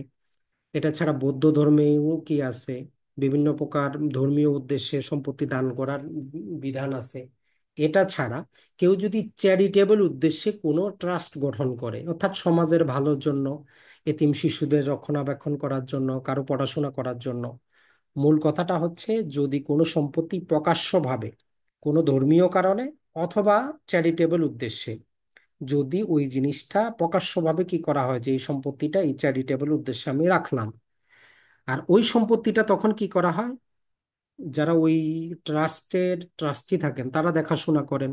যেমন মুসলিম ক্ষেত্রে ওয়াকফ হইলে কি থাকে, সেক্ষেত্রে ওয়াকফ সম্পত্তি দেখাশোনা করার জন্য সেখানে ব্যক্তি থাকেন, হিন্দুদের ক্ষেত্রেও ব্যক্তি থাকেন। এখন এই 10 ধারার মূল বিষয় হচ্ছে ওই ওয়াকফকৃত সম্পত্তি বা ট্রাস্টের সম্পত্তি দেখাশোনার দায়িত্বে যারা থাকেন, ওই যে জিম্মাদার, তাদের বিরুদ্ধে মামলা আপনি সময়ের দৈর্ঘ্যে বাড়িতে হবে না। যদি ওয়াকফের কোনো সম্পত্তি, দেবোত্তরের কোনো সম্পত্তি অথবা কোনো চ্যারিটেবল প্রপার্টি যারা দেখাশোনা করছিল, এদের বিরুদ্ধে যদি কোনো অভিযোগ উঠে বা এরা যদি দখল করে খায়, এদের বিরুদ্ধে আপনি 100 বছর পূর্বেও মামলা দায়ের করতে পারবেন। মানে সময়ের দৈর্ঘ্যে তামাদিতে বাড়িতে হবে না। মূল কারণ একটাই, কারণ হচ্ছে এদেরকে বিশ্বাস করে মানুষ একটা জিনিস দিয়েছে, এটা চ্যারিটেবল উদ্দেশ্যে ছিল, এটা ধর্মীয় উদ্দেশ্যে ছিল, ওই সম্পত্তিটা আপনি 2 নাম্বারই করে আপনি বাঁচতে পারবেন না। আপনি যদি মারাও যান, আপনার যে বৈধ প্রতিনিধি থাকবে তাদের বিরুদ্ধে মামলা দায়ের করা যাবে। অথবা আপনি যদি ওই সম্পত্তি দেখাশোনা করার জন্য কোনো ব্যক্তিকে নিযুক্ত করেন, অ্যাসাইন করে দেন, এদের বিরুদ্ধেও মামলাটা সময়ের দৈর্ঘ্যে বাড়িত হবে না। মানে যদি 30 বছর পরেও জানা যায় যে করিম সাহেব এই ট্রাস্টে থাকা অবস্থায় এত টাকা মেরে দিচ্ছেন, এই সম্পত্তিটা অবৈধভাবে উনি দখল করছেন জাল দলিল করে, তাইলে আপনি ওই 30 বছর পরেও গিয়ে তার বিরুদ্ধে মামলা দায়ের করতে পারবেন, যেহেতু ট্রাস্টে রিলেটেড। এখন ট্রাস্ট বলতে আইনে বলে দিচ্ছে যে হিন্দু, মুসলিম, বৌদ্ধ অথবা চ্যারিটেবল বা দানশীল উদ্দেশ্য। শুধু একটা জিনিসই নাই আমাদের, সেটা হচ্ছে খ্রিস্টান। তাইলে অনেক ক্ষেত্রে আপনার এমসিকিউতে এই অপশনটা দিতে পারে যে 10 ধারায় যে ট্রাস্টের কথা বলা হয়েছে সেটা নিচের কোনটির ক্ষেত্রে নয়। সেক্ষেত্রে দিয়ে দিল যে হিন্দু, মুসলিম, বৌদ্ধ, আরেকটা দিয়ে দিল আপনার যে এই খ্রিস্টান। তাহলে এখানে সব ধর্মই আছে মোটামুটি, হিন্দুটাও আছে, মুসলিমও আছে, বৌদ্ধও আছে, আর চ্যারিটেবল উদ্দেশ্য আছে। খ্রিস্টান ট্রাস্ট অন্তর্ভুক্ত না। এই জিনিসটা একটু মনে রাখবেন। আর মামলা কার বিরুদ্ধে দায়ের করা যাবে? যিনি সম্পত্তির জিম্মাদার ছিলেন ওনার বিরুদ্ধে, ওনার লিগ্যাল রিপ্রেজেন্টেটিভের বিরুদ্ধে, এবং ওনারা যদি কোনো অ্যাসাইনি নিযুক্ত করেন, কোনো ব্যক্তিকে দায়িত্ব দেন, তাদের বিরুদ্ধে আমরা ওই ট্রাস্টের সম্পত্তি এবং ওই সম্পত্তি থেকে যে ইনকাম হয়, মানে ট্রাস্ট প্রপার্টি এবং ওই প্রপার্টিতে থেকে যে আয় ব্যয় হয়, এইটার হিসাব আমরা 100 বছর পরেও চাইতে পারবো, মামলা দায়ের করতে পারবো। অর্থাৎ তামাদি আইনের 10 ধারা বলতে এই অধিকারটা দেয়। তো আমরা যদি প্রথম থেকে একটু চিন্তা করি, তাইলে তামাদি আইনের 10 ধারায় কি হচ্ছে, তামাদি প্রযোজ্য হচ্ছে না কোন ক্ষেত্রে? ট্রাস্টের হিসাবের ক্ষেত্রে, ট্রাস্টের সম্পত্তির ক্ষেত্রে। কাদের বিরুদ্ধে? ওই ট্রাস্টের বিরুদ্ধে। কিন্তু আবার এখানে মনে রাখবেন, ধরেন যে আপনি এই ট্রাস্টের সম্পত্তি করিম নামক একজন ব্যক্তি জবরদখল করে খাচ্ছে, 12 বছরের বেশি খাইলে ওই ট্রাস্ট যদি মামলা না করে তখন কিন্তু বারিত হয়ে যাবে। 10 ধারা শুধু প্রযোজ্য যারা ওই ট্রাস্টটা দেখাশোনা করছে, তারা যদি ওই ট্রাস্টের কোনো সম্পত্তি আত্মসাৎ করে, টাকা পয়সা আত্মসাৎ করে শুধু সেই জন্য, তৃতীয় কোনো পক্ষের জন্য কিন্তু আমাদের এই 10 ধারা প্রযোজ্য না, এইটা কিন্তু মাথায় রাখবেন। সর্বশেষ আজকের আলোচনার বিষয় হচ্ছে, যখন বাংলাদেশের ভূখণ্ডের বাইরে বিদেশি কোনো রাষ্ট্রে বসে এমন কোনো চুক্তি করা হয় যেটার বিষয়বস্তু বাংলাদেশের, তাহলে 11 ধারা আগে ভালো করে বুঝবেন। যেমন ধরেন যে রহিম আর করিম বাংলাদেশি নাগরিক, থাকে আমেরিকায়, দুইজনেরই বাংলাদেশে এক জমি আছে, তারা আমেরিকায় বসে চুক্তি করলো যে রহিম সাহেবের জমিটা করিম সাহেব কিনবে। 6 মাসের সময়সীমা দিল যে টাকা দিবেন, দলিল করে দিব। আমেরিকায় বসে করতেছে, বিষয়বস্তু বাংলাদেশের। যদি তারা আমেরিকায় বসে আমেরিকার বিষয়বস্তু নিয়ে করে সেটা ভিন্ন কথা, সেটা 11 ধারার বিষয়বস্তু না। তাহলে বেসিক অর্থ হচ্ছে, বিদেশে বসে চুক্তি করতেছে কিন্তু চুক্তির বিষয়বস্তু বা চুক্তির কারণ বা চুক্তির ফলাফল বাংলাদেশে ঘটবে, বাংলাদেশি ভূখণ্ডে ঘটবে। এইরকম জিনিসের ক্ষেত্রে বলা হচ্ছে যে বিদেশি চুক্তি যদি বাংলাদেশের আদালতে মামলা দায়ের করা হয়, তাহলে বাংলাদেশি তামাদি আইন প্রযোজ্য হবে। এটা হচ্ছে 1 নম্বর কথা। আপনি বিদেশে বসে চুক্তি করছেন, বাংলাদেশে আসে মামলা করছেন, বাংলাদেশে তামাদি আইনে যেটা বলে সেটা শুনতে হবে। বিদেশি চুক্তি, বিদেশি তামাদি আইন কি বলে সেইটা আমরা ডিফেন্স হিসাবে নিতে পারবো না। তাহলে বেসিক জিনিসটা কি? বিদেশি চুক্তি বাংলাদেশে মামলা হইলে বাংলাদেশি তামাদি আইন প্রযোজ্য হবে। বিদেশি কোনো তামাদি আইনের কোনো ধারা, কোনো বিধান, কোনো আপনি ডিফেন্স নিতে পারবেন না। তবে এখানে আবার বলতেছে যে তবে আপনি এক ক্ষেত্রে নিতে পারবেন, শুধু একটা ক্ষেত্রে। কোনটা ক্ষেত্র? যদি ওই দেশের তামাদি আইন অনুযায়ী চুক্তিটাকে বাতিল করে দেয়, এক্সটিংগুইশ করে দেয়, এবং ওই সময়কালে দুইজনই আপনারা ওই দেশে অবস্থান করছেন। যেমন ধরেন যে আমরা যেটা বললাম, এ আর বি তারা কি করলো, আমেরিকায় বসে বাংলাদেশে একটা জমির চুক্তি করলো। যেই চুক্তি মোতাবেক আমেরিকার আইনে হয়তো বলা আছে যে 6 মাসের মধ্যে লেনদেনটা হইতে হবে, নাইলে 6 মাস পরে অটোমেটিক এই চুক্তিটা বাতিল। এখন তারা কি করলো, 6 মাস তারা ওই আমেরিকায় ছিল। এরপরে এ নামক ব্যক্তি, সে একটু চালাক ছিল, সে আইন জানতো, সে জানে যে বাংলাদেশে 1 বছর সময় আছে চুক্তি প্রবলের। সে বাংলাদেশের আদালতে এসে মামলা দায়ের করে দিল, কারণ আইনের প্রথম অংশ সে হয়তো কোনো আইনজীবী থেকে শুনছে যে বিদেশি চুক্তি বাংলাদেশে মামলা হইলে বাংলাদেশি তামাদি আইন প্রযোজ্য। এখন এই যে বি নামক ব্যক্তি আছে, এখন বি নামক ব্যক্তি নর্মালি বিদেশি কি করতে পারতো না, তামাদি আইনে ডিফেন্স নিতে পারতো না। কিন্তু যেহেতু আমেরিকার আইনে বলা হচ্ছে যে 6 মাসের মধ্যে লেনদেন না হইলে চুক্তিটা এক্সটিংগুইশ হয়ে যাবে, বাতিল হয়ে যাবে, সেহেতু বি কি করতে পারবে, তখন ওই বিদেশি আমেরিকার তামাদি আইনটা বাংলাদেশের আদালতে ডিফেন্স হিসাবে দেখাইতে পারবে যে এই চুক্তিটা 6 মাস মেয়াদ অলরেডি অতিক্রম হয়ে গেছে, আমেরিকার আইন অনুযায়ী চুক্তিটা বাতিল, এবং আমরা দুইজনই ওই 6 মাস আমেরিকাতেই ছিলাম, উনি ওইখানে কোনো মামলা দায়ের করে নাই, অতএব বাংলাদেশের আদালতে তার মামলাটা খারিজ হয়ে যাবে। তাহলে 11 ধারায় দুইটা কথা বলা আছে, নর্মালি বিদেশি চুক্তি বাংলাদেশে মামলা হইলে বাংলাদেশের কথা শুনতে হবে, বিদেশি কোনো কথা চলবে না। এক ক্ষেত্রেই শুধু বিদেশি তামাদি আইনের কথা আমরা শুনবো, যদি তারা দুইজনই ওই দেশে থাকে আর ওই সময়ের মধ্যে ওই দেশের আইন অনুযায়ী ওই চুক্তিটা বাতিল বলে গণ্য হয়, তখনই শুধু আমরা বাংলাদেশের আদালতে বিদেশি চুক্তির বিধান দেখাইতে পারবো যে এই হচ্ছে বিদেশি চুক্তি। তো আজকে এটাই ছিল মোটামুটি আমাদের টোটাল 1 থেকে নিয়ে 11 নম্বর সেকশন। তো আপনার দায়িত্ব যেটা হবে, আপনি যখন এইটা রিভিশন দিতে যাবেন বা ভিডিওটা আবার দেখবেন, আপনি 1 2 3 4 করে 11 পর্যন্ত ধারা আগে লিখবেন, নাম তার মতো করে কনজিকিউটিভ আকারে লিখবেন। লেখার পরে 1 নম্বরের ক্ষেত্রে আপনি শুধু ওই তারিখটা লিখবেন, যে 1 জানুয়ারি 1909 কার্যকর হয়, আর কিছু লেখার দরকার নাই। 2 নম্বরের ডেফিনেশনে যখন যাবেন, ওই দুইটা ডেফিনেশন লিখবেন, একটা হচ্ছে সুখাধিকার, আরেকটা হচ্ছে যে আপনার সরল বিশ্বাস। এটা আপনি চিন্তা করবেন যে সুখাধিকার কি আপনি বুঝতেছেন কিনা, যে চুক্তি থেকে অধিকারটা আসবে না, অন্যের জমি ব্যবহার করবেন, সেই ক্ষেত্রে আপনার অধিকারটাই হচ্ছে সুখাধিকার। আর সরল বিশ্বাসটা স্মরণ করবেন যে যখন আপনার ডিউ কেয়ার থাকবে, অ্যাটেনশন থাকবে, তখন এই সরল বিশ্বাস হবে। 3 নম্বরটা আপনি মনে করবেন, যেটা 3 নম্বরে ডিসমিসাল অফ সুট, তামাদি দোষে মামলা খারিজ। আর বাকিটা চিন্তা করবেন যে এর ভিতরে জিনিসটা মনে আসতেছে কিনা, যে বিচারক বাড়াইতে পারবে না, পক্ষরা চুক্তি করলেও তামাদিকে আমরা কি করতে পারবো না, গ্রহণ করতে পারবো না। এরপরে 4 নম্বরটা লিখবেন যে আদালত যদি বন্ধ থাকে ফলাফল কি হবে, পরে যে দিন খুলবে সেদিন মামলা দায়ের করব। 5 নম্বরে এক্সটেনশন অফ পিরিয়ডের ক্ষেত্রে আমরা মনে রাখবো কি, যে দেওয়ানি মূল মামলা এবং ডিক্রি জারি ছাড়া যত দরখাস্ত আছে সকল ক্ষেত্রে বর্ধিত করা যায়। কন্ডিশন হচ্ছে আপনাকে উপযুক্ত কারণ দেখাইতে হবে আর আদালত সন্তুষ্ট হইতে হবে। আর 6 নম্বরে বলে যে লিগাল ডিসেবিলিটি, ওই 3টে জিনিস মনে করবেন, নাবালক, পাগল, জড়বুদ্ধি সম্পন্ন। 7 নম্বরে মনে করবেন যে একাধিক ব্যক্তি, একাধিক ব্যক্তি হইলে কি হবে, কখন শুরু হবে আর কখন হবে না, এটা আপনার মাথায় আসতেছে কিনা। 8 নম্বরে স্পেশাল এক্সেপশন, ইংরেজিটা মনে রাখবেন যেহেতু ইংরেজিটা আপনাকে কোট আন কোট দিয়ে দেয়। 9 নম্বরে হচ্ছে আমাদের সময়ের অবিরাম চলন। 10 নম্বরে হচ্ছে যে আমাদের ট্রাস্টি এবং তার রিপ্রেজেন্টেটিভের বিরুদ্ধে মামলা সময়ের দৈর্ঘ্যে বাড়িতে হবে না। আর 11 নম্বরে হচ্ছে বিদেশি চুক্তি বাংলাদেশে মামলা করলে বাংলাদেশি তামাদি আইন প্রযোজ্য হবে। শুধুমাত্র এক ক্ষেত্রে বিদেশি তামাদি আইন প্রযোজ্য হবে, যদি মামলাকারী বাদী বিবাদী উভয়জনই ওই দেশে থাকে ওই সময়ের মধ্যে, চুক্তিটা যদি সেখানে এক্সটিংগুইশ হয়ে যায় তখনই শুধু ডিফেন্স নিতে পারবে। এটা ছাড়া বাংলাদেশি আদালতে মামলা হইলে বিদেশি কোনো তামাদি আইনের কোনো বিধান, কোনো কথাবার্তা বাংলাদেশের আদালত বা বাংলাদেশের কোর্ট শুনতে বাধ্য না। তো এটাই ছিল আমাদের মূলত আজকের তামাদি আইনের